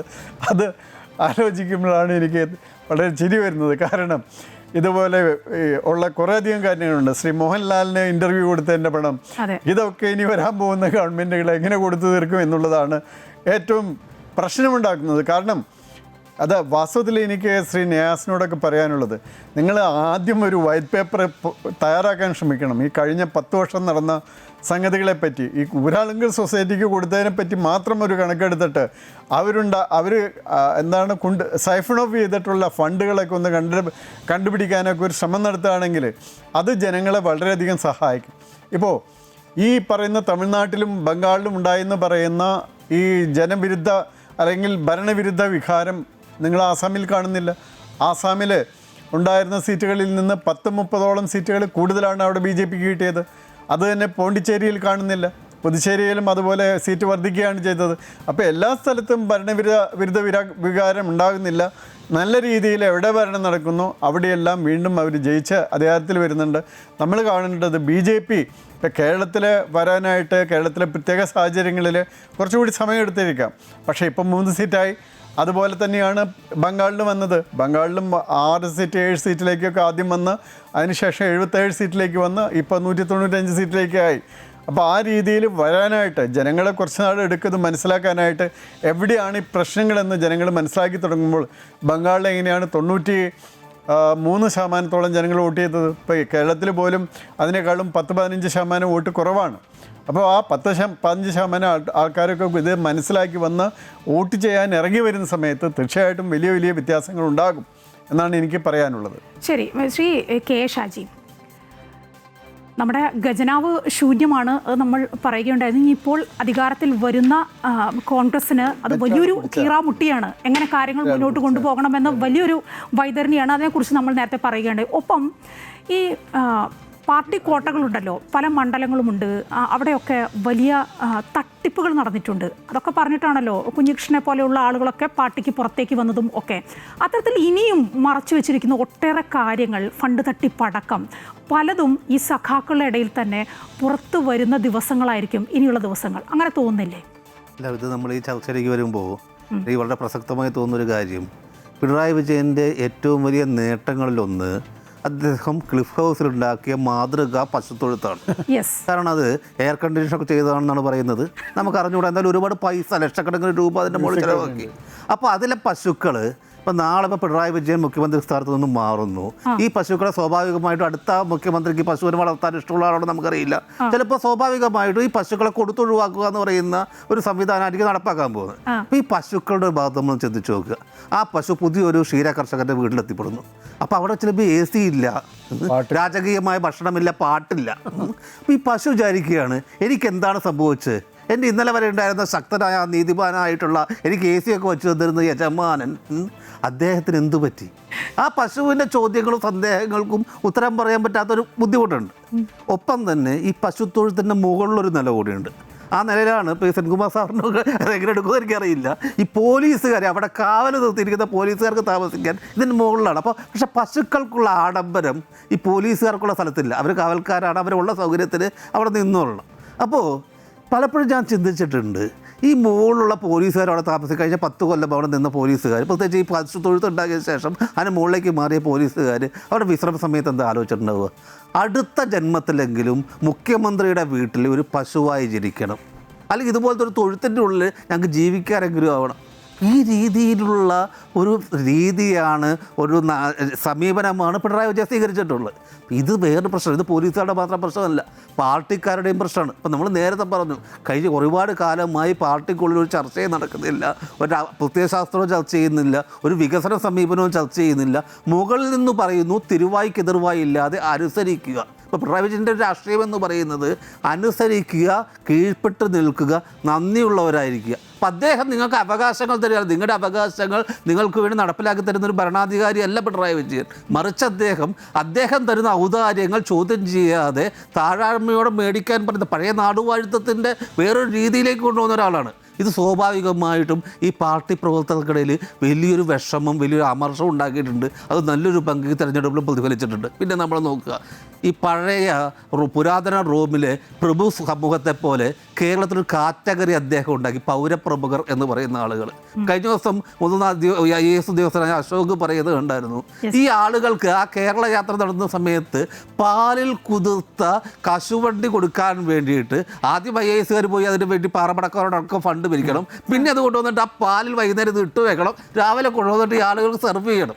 അപ്പോൾ പാലിൽ കുതിർത്ത കശുവണ്ടി കൊടുക്കുന്ന ഒരു മുഖ്യമന്ത്രിയായ പൗരപ്രമുഖന്മാർക്ക്, പൗരപ്രമുഖന്മാർ എന്ന് പറഞ്ഞാൽ സ്വർണ്ണ ജ്വല്ലറി നടത്തുന്ന ആളുകൾ, ഭൂമാഫിയകൾ, മണൽ മാഫിയകൾ, അത്തരത്തിലുള്ള ആളുകളാണ് പൗരപ്രമുഖന്മാർ. അപ്പോൾ സാധാരണ പാർട്ടി പ്രവർത്തകരും സാധാരണ ജനങ്ങളിൽ മുകളിൽ ഭരണകൂടത്തിനും സാധാരണ മനുഷ്യർക്കിടയിൽ ഒരു ലെയറായിട്ട് ഈ പൗരപ്രമുഖർ നിൽക്കുകയാണ്.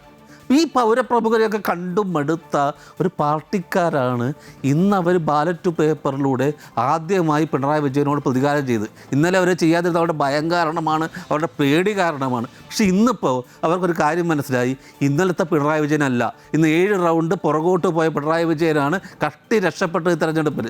അദ്ദേഹത്തിൻ്റെ പാർട്ടിക്ക് ഭൂരിപക്ഷമില്ല, അദ്ദേഹം തന്നെ പ്രതിപക്ഷ നേതാവുമെന്ന് ഉറപ്പില്ല. എനിക്ക് തോന്നുന്നത് ഇപ്പോൾ കാരായി രാജനെയൊക്കെ ചിലപ്പോൾ പ്രതിപക്ഷ നേതാവായിട്ട് കൊണ്ടുവരേണ്ടവർ, കാരണം ഒരു കണ്ണൂരിൻ്റെ ക്രിമിനൽ പാരമ്പര്യമൊക്കെ അതേപോലെ മുന്നോട്ട് കൊണ്ടുപോകാൻ പറ്റുന്ന ഒരാളാണല്ലോ അദ്ദേഹം. അപ്പോൾ അല്ലാതെ ഒരു സുബോധമുള്ളൊരു മനുഷ്യരും ഈ LDFന് ജയിച്ച MLA സുബോധമുള്ള ഒരാൾ പോലും പ്രതിപക്ഷ നേതാവിൻ്റെ സ്ഥാനം ഏറ്റെടുക്കാൻ പോലും തയ്യാറാവും തോന്നുന്നില്ല. ഈ രീതിയിലെല്ലാം പോയി കഴിയുമ്പോഴാണ്. ശരി, ഞാൻ വരാൻ താങ്കളിലേക്ക്. CPM നേതാവ് ശ്രീമതി CS സുജാത ചേരുകയാണ് നമുക്കൊപ്പം ഇപ്പോൾ. സുജാത, സ്വാഗതം.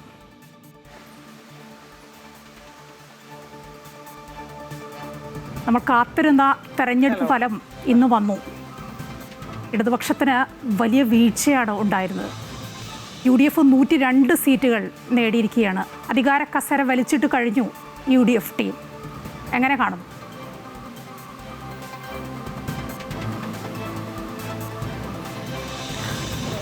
തീർച്ചയായിട്ടും UDFന് നല്ല വിജയമാണ് ഈ തെരഞ്ഞെടുപ്പിൽ ഉണ്ടായിട്ടുള്ളത്. ഈ തെരഞ്ഞെടുപ്പിൽ ഇടതുപക്ഷത്തിനുണ്ടായിട്ടുള്ള പരാജയം, ആ പരാജയത്തെ വളരെ ഗൗരവത്തോടെ തന്നെ ഞങ്ങൾ കാണുകയാണ്. അത് വളരെ വിശദമായി പരിശോധനകൾക്ക് വിധേയമാക്കി പോരായ്മകൾ ഉണ്ടായിട്ടുള്ളത് കണ്ടെത്തി അത് തിരുത്തി വളരെ ശക്തമായി തന്നെ മുന്നോട്ട് പോകുവാൻ CPIM-നും ഇടതുപക്ഷ ജനാധിപത്യ മുന്നണിക്കും സാധിക്കും. ശ്രീമതി CS സുജാത, എല്ലാവരെയും അത്ഭുതപ്പെടുത്തിയത് ഒരുപക്ഷെ അധികാരം ലഭിക്കില്ലായിരിക്കാം, അതൊക്കെ കരുതിയിരുന്നു, സീറ്റുകളിലൊക്കെ കുറവ് വരാം എന്ന് വിചാരിച്ചിരുന്നു. പക്ഷേ ഇടതുപക്ഷത്തിൻ്റെ കോട്ടകളുണ്ടല്ലോ, പ്രത്യേകിച്ചും കണ്ണൂർ ജില്ലയിലെ എടുത്തു പറയേണ്ട പല മണ്ഡലങ്ങളും അതങ്ങ് കൈവിട്ടുപോയി. അതാണ് ഈ തെരഞ്ഞെടുപ്പിൽ എന്ന് മാത്രമല്ല കേരളത്തിൻ്റെ രാഷ്ട്രീയ ചരിത്രം എന്ന് തന്നെ പറയേണ്ടത്. തീർച്ചയായിട്ടും എങ്ങനെ സംഭവിച്ചു അത്? തീർച്ചയായിട്ടും ഇടതുപക്ഷത്തിൻ്റെ ശക്തി കേന്ദ്രങ്ങളിൽ ഉണ്ടായിട്ടുള്ള ഈ ഒരു തിരിച്ചടിയെ ഗൗരവത്തോടെ തന്നെയാണ്, സീരിയസ് ആയി തന്നെയാണ് കാണുന്നത്. കാരണം പാർട്ടി വോട്ടുകളിൽ ചോർച്ചയുണ്ടായിട്ടുണ്ട് എന്ന് നമുക്ക് പ്രഥമ ദൃഷ്ട്യാ ഇപ്പോൾ മറ്റുള്ളവർ ചൂണ്ടിക്കാണിച്ചാൽ അതിനെ നമുക്ക് അംഗീകരിക്കേണ്ടി വരും. പക്ഷേ അതിൻ്റെ വിശദമായ ഒരു പരിശോധനയൊക്കെ ഞങ്ങൾ നടത്തി എവിടെയൊക്കെയാണോ ചോർച്ച സംഭവിച്ചിട്ടുള്ളത്, പാർട്ടി സെക്രട്ടറി തന്നെ അതിനെ സംബന്ധിച്ച് പറഞ്ഞു, മാധ്യമങ്ങളോട് പറഞ്ഞു, ഞങ്ങൾക്ക് എവിടെയൊക്കെയാണോ പോരായ്മ പറ്റിയിട്ടുള്ളത് അതെല്ലാം വളരെ കൃത്യമായി പരിശോധിച്ച് ആവശ്യമായിട്ടുള്ള തിരുത്തലുകൾ വരുത്തി ഞങ്ങൾക്ക് മുന്നോട്ട് പോകാൻ കഴിയും. തിരിച്ചടികളെ അതിജീവിച്ച് തന്നെ മുന്നോട്ട് വന്നിട്ടുള്ള പാർട്ടിയാണ് CPIM-ഉം ഇടതുപക്ഷവും. ജനങ്ങൾ തന്നിട്ടുള്ള ഈ ശിക്ഷ തീർച്ചയായിട്ടും ഏറ്റുവാങ്ങി ജനങ്ങളുടെ ഇടയിൽ വളരെ സത്യസന്ധമായും ആത്മാർത്ഥമായി പ്രവർത്തിച്ച് അവരോട് ചേർന്ന് നിന്നുകൊണ്ട് മുന്നോട്ട് പോകുക തന്നെ ചെയ്യും. കാരണം നേരത്തെ ഇതുപോലെ തിരിച്ചടി ഉണ്ടായ ഘട്ടങ്ങളിലെല്ലാം ഞങ്ങൾ മടങ്ങി വന്നിട്ടുണ്ട്. കാരണം ജനങ്ങൾക്ക് ഈ പാർട്ടിയെയും ഇടതുപക്ഷത്തെയും വേണം. കാരണം അവർക്കറിയാം എല്ലാ കാലത്തും അവരോടൊപ്പം ചേർന്ന് നിൽക്കുന്ന ഇടതുപക്ഷമാണ്. ആ ഇടതുപക്ഷം തിരുത്തേണ്ടതായിട്ടുള്ള ചില കാര്യങ്ങൾ ഉണ്ടോ എന്നുള്ളത് പരിശോധനയ്ക്ക് വിധേയമാക്കണമെന്നാണല്ലോ ഇപ്പോൾ ഈ തെരഞ്ഞെടുപ്പിന്റെ ഫലം സൂചിപ്പിക്കുന്നത്. ശരിയാണ് ശ്രീമതി സുജാത. പാർട്ടി പക്ഷേ വലിയൊരു കുരുക്കിലേക്കാണ് വീണിരിക്കുന്നത്, വലിയൊരു ഭരണവിരുദ്ധ വികാരം. ഒപ്പം പാർട്ടിക്കുള്ളിൽ തന്നെ പല തീർപ്പുകളും നടത്തേണ്ടതുണ്ട്. ഇനിയിപ്പോൾ പല ചർച്ചകളും വെക്കണം, പല പ്രശ്നങ്ങളും പരിഹരിക്കണം. എങ്ങനെയാണ് ഇനിയിപ്പോൾ പാർട്ടി മുന്നോട്ട് കൊണ്ടുപോവുക ഈ കാര്യങ്ങളൊക്കെ?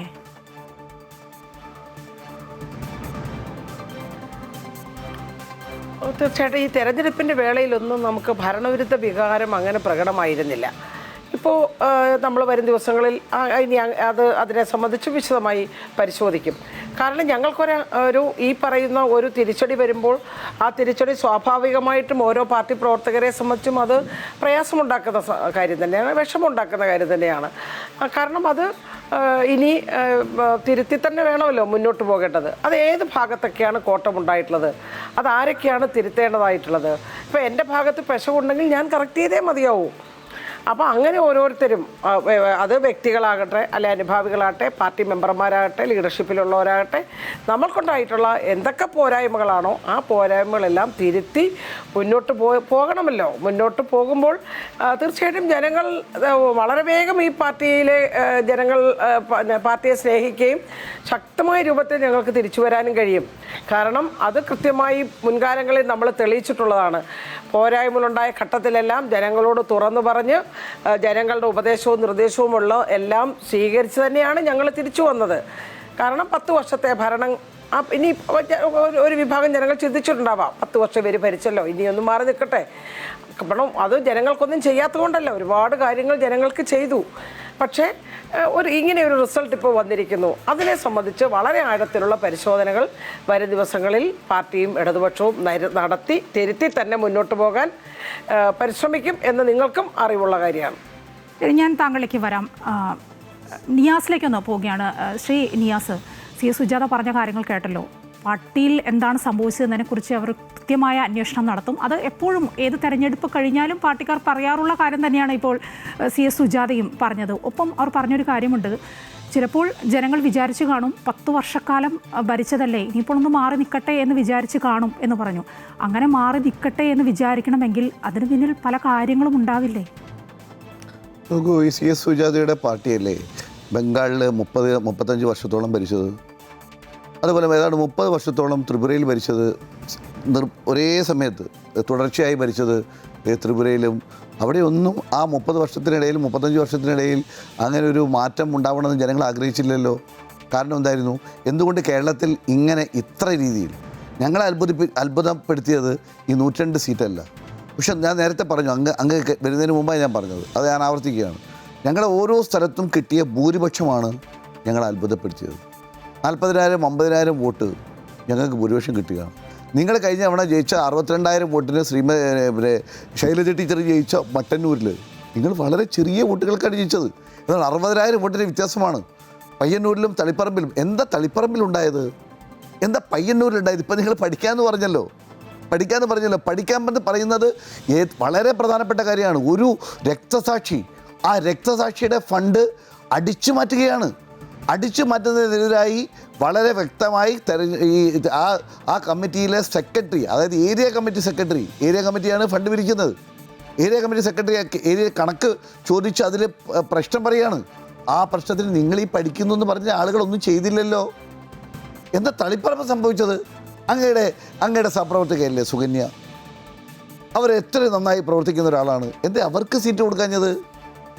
എന്തേ ഇത്രയേറെ ആരോപണ വിധേയരായ ഒരു പാർട്ടി സെക്രട്ടറിയുടെ ഭാര്യയ്ക്ക് തന്നെ കൊടുക്കണമെന്ന് എന്തായിരുന്നു തീരുമാനം? നിങ്ങൾ പഠിച്ചിട്ടുണ്ടെങ്കിൽ, പഠിക്കാനുള്ള മനസ്സുണ്ടായിരുന്നെങ്കിൽ സാധിക്കുമായിരുന്നോ? കേരളത്തിൽ 4 ഉപതെരഞ്ഞെടുപ്പുകൾ നടന്നു. 4 ഉപതെരഞ്ഞെടുപ്പിലും ഞങ്ങളുടെ ഭൂരിപക്ഷം 4 ഇരട്ടിയായി വർദ്ധിച്ചു. എവിടെയെങ്കിലും നിങ്ങൾ പഠിച്ചു? 4 കൊല്ലത്തിനിടയിൽ തെരഞ്ഞെടുപ്പുണ്ടായല്ലോ. കഴിഞ്ഞ പാർലമെൻറ്റ് തെരഞ്ഞെടുപ്പിൽ ഞാൻ നേരത്തെ പറഞ്ഞതാണത്, ഓരോ സ്ഥലത്തെയും ഭൂരിപക്ഷം ലക്ഷങ്ങളായിരുന്നു. ലക്ഷക്കണക്കിന് വോട്ടുകൾക്കാണ് നിങ്ങൾ പരാജയപ്പെട്ടത്. നിങ്ങളെന്തേ പഠിക്കാഞ്ഞത്? അത് കഴിഞ്ഞ് 1 കൊല്ലം കഴിഞ്ഞിട്ടല്ലേ, 2 കൊല്ലം കഴിഞ്ഞിട്ടല്ലേ പഞ്ചായത്ത് തെരഞ്ഞെടുപ്പുണ്ടായത്? നിങ്ങൾ ഇഷ്ടംപോലെ വെട്ടി മുറിച്ച് കഷ്ടങ്ങളാക്കിയല്ലോ. നിങ്ങൾ അശാസ്ത്രീയമായി വാർഡ് പേര് നടത്തി, വോട്ട് ചോരി നടത്തി. എല്ലാം നടത്തി നിങ്ങൾ മുന്നോട്ട് പോയി. എന്നിട്ട് നിങ്ങൾ തോറ്റല്ലോ. എന്നിട്ട് നിങ്ങൾ പഠിച്ചോ?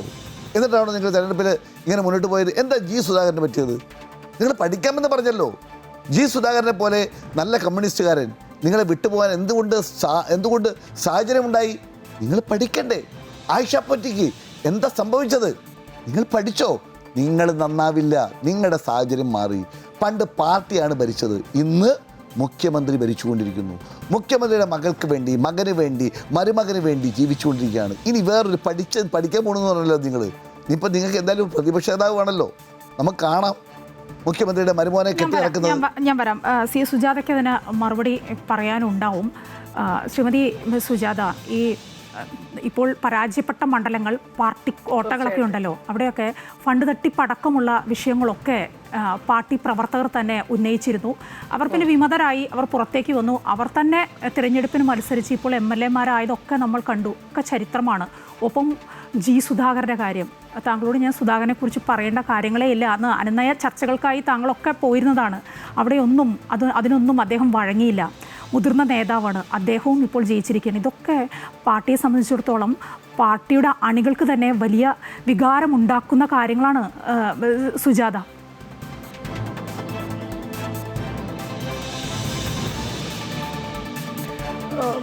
തീർച്ചയായിട്ടും ഇവിടെ ഞാൻ വളരെ കൃത്യമായി തന്നെ പറഞ്ഞു, തിരിച്ചടികളെ അതിജീവിച്ച് തന്നെയാണ് ഞങ്ങളുടെ പാർട്ടി മുന്നോട്ട് പോയിട്ടുള്ളത്.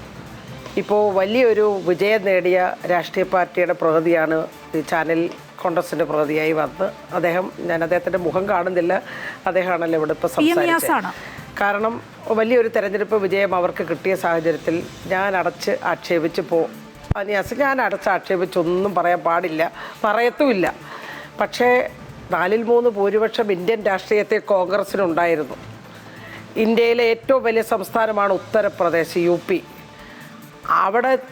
അവിടുത്തെ അത് ഒറ്റ സ്റ്റേറ്റേ ഞാൻ പറയുന്നുള്ളൂ. ഇന്ത്യയിൽ കോൺഗ്രസ് എവിടെയായിരുന്നു, ഇന്ന് കോൺഗ്രസ് എവിടെയാണ്? അപ്പോൾ അദ്ദേഹത്തിന് ഞങ്ങളെ ഒരുപാട് ആക്ഷേപിക്കുകയും ഒക്കെ പരിഹസിക്കുകയൊക്കെ ചെയ്തല്ലോ. ഇലക്ഷന് തിരിച്ചടികൾ ഇങ്ങനെയൊക്കെ വരും. ആ തിരിച്ചടിയിൽ നിന്ന് പാഠം പഠിച്ച് മുന്നോട്ട് പോവുക തന്നെ ചെയ്യും. ഞങ്ങൾക്ക് ഇപ്പോൾ രക്തസാക്ഷി ഫണ്ടൊന്നും വെട്ടിച്ചിട്ടില്ല, അത് വളരെ കൃത്യമായി കണ്ണൂരിലെ പാർട്ടി പറഞ്ഞിട്ടുണ്ടായിരുന്നു.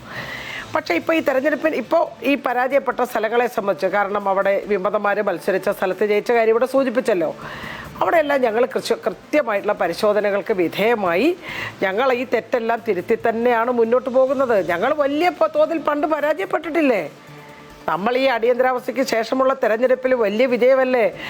ഇന്ത്യ മുഴുവൻ കേരളത്തിൽ കോൺഗ്രസിന് അപ്പോഴും വിജയം വന്നു. ഇന്ത്യ മുഴുവൻ കോൺഗ്രസ് തോറ്റപ്പോഴും ഞങ്ങളപ്പോഴും ഇവിടെ തോറ്റു. പക്ഷേ ഞങ്ങൾ പിന്നെ തോറ്റും ജയിച്ചുമൊക്കെ നമ്മൾ ഇവിടെ വരെ വന്നില്ലേ? അപ്പോൾ ഇപ്പോൾ ഈ ഒരു തെരഞ്ഞെടുപ്പിൽ ഇടതുപക്ഷത്തിന് ക്ഷീണമുണ്ടായി.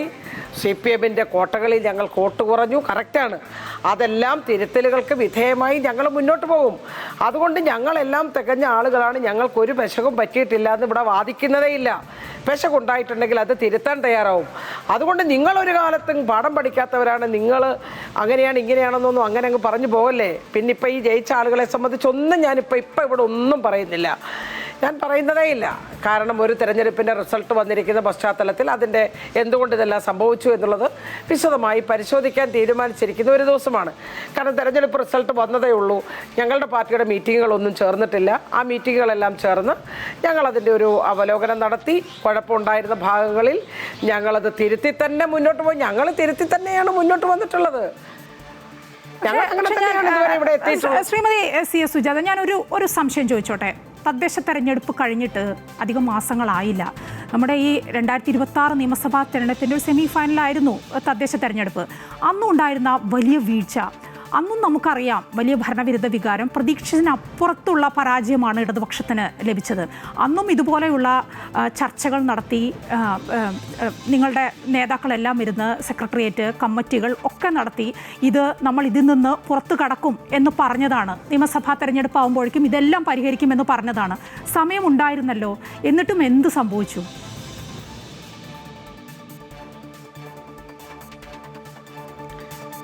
ഇല്ല, ഇല്ല, പഞ്ചായത്ത് ഇലക്ഷന് ശേഷം ഞങ്ങൾ ഇപ്പോൾ കുറേ അധികം പഞ്ചായത്തിൽ ഞങ്ങൾക്കറിയാം, ഒരു 150 പഞ്ചായത്തിലൊക്കെ ഞങ്ങൾ തോറ്റത് നാമമാത്രമായ വോട്ടിലാണ്. പക്ഷേ അത് അവിടുത്തെ പ്രശ്നങ്ങളെല്ലാം ഞങ്ങൾ ചർച്ച ചെയ്ത് പരിഹരിച്ച് വരുന്നേ ഉള്ളൂ. അപ്പോഴത്തേക്കും നമുക്ക് ഈ തെരഞ്ഞെടുപ്പ് വരികയുണ്ടായി. ഇപ്പോൾ എക്സാമ്പിൾ, ഞാനിപ്പോൾ മാവേലിക്കര മണ്ഡലത്തിൽ ഞങ്ങൾ 17,736 വോട്ടിന് ജയിച്ചു. കഴിഞ്ഞ പഞ്ചായത്ത് ഇലക്ഷന് ഇവിടെ ഞങ്ങൾ മുനിസിപ്പാലിറ്റിയിൽ ഞങ്ങൾ പരാജയപ്പെട്ടിരുന്നു. പഞ്ചായത്തുകളിൽ 2-3 പഞ്ചായത്തുകളിൽ ഞങ്ങൾ പരാജയപ്പെട്ടിരുന്നു. പക്ഷേ ഞങ്ങൾ വളരെ ശക്തമായി ഈ തെരഞ്ഞെടുപ്പ് വന്നപ്പോൾ ഞങ്ങൾ തിരിച്ചു വന്നു. അപ്പോൾ ഞങ്ങൾക്ക് നല്ല ആത്മവിശ്വാസമുണ്ട്. ഞാനൊരു എക്സാമ്പിൾ പറഞ്ഞതേ ഉള്ളൂ. പഞ്ചായത്ത് ഇലക്ഷന് പുറകെ പോയ പ്രദേശങ്ങളിലെല്ലാം ഈ അസംബ്ലി ഇലക്ഷൻ വന്നപ്പോൾ തിരിച്ചു വന്നു, ജനങ്ങൾ ഞങ്ങളുടെ കൂടെ വന്നു. അതുകൊണ്ട് ഈ പുറകെ പോയ സ്ഥലങ്ങളിൽ ഞങ്ങൾക്ക് നന്നായി തിരിച്ചു വരാൻ കഴിയുമെന്ന ഉറച്ച ആത്മവിശ്വാസം ഞങ്ങൾക്കുണ്ട്. അതിലൊരു തെറ്റിദ്ധാരണ ആർക്കും വേണ്ട. അതുകൊണ്ട് തിരുത്തണമെന്ന് ജനങ്ങൾ ഞങ്ങളോട് ആവശ്യപ്പെടുന്നു. നിങ്ങൾക്ക് ചിലയിടത്ത് വിശക് പറ്റുന്നുണ്ട്, അത് നിങ്ങൾ തിരുത്താൻ തയ്യാറാകണം. അത് ജനങ്ങൾ ഞങ്ങളെ ഓർമ്മപ്പെടുത്തി. ഇത് അംഗീകരിച്ചുകൊണ്ട് തന്നെ വളരെ വിനയത്തോടെ ജനങ്ങളുടെ ഇടയിൽ ഞങ്ങൾ തുടർന്ന് വരുന്ന ദിവസങ്ങളിൽ പ്രവർത്തിച്ച് നല്ല ഒന്നാന്തരം നിലയിൽ ഞങ്ങൾ ശക്തമായി മുന്നോട്ട് വരും. ഒരു പ്രയാസവും വേണ്ട ആർക്കും. ആയിക്കോട്ടെ. മറ്റൊന്ന്, ഇപ്പോൾ ഒരു ജനകീയത അത് വേണമല്ലോ, ഒരു ഭരണാധികാരിക്ക് അത് വേണം.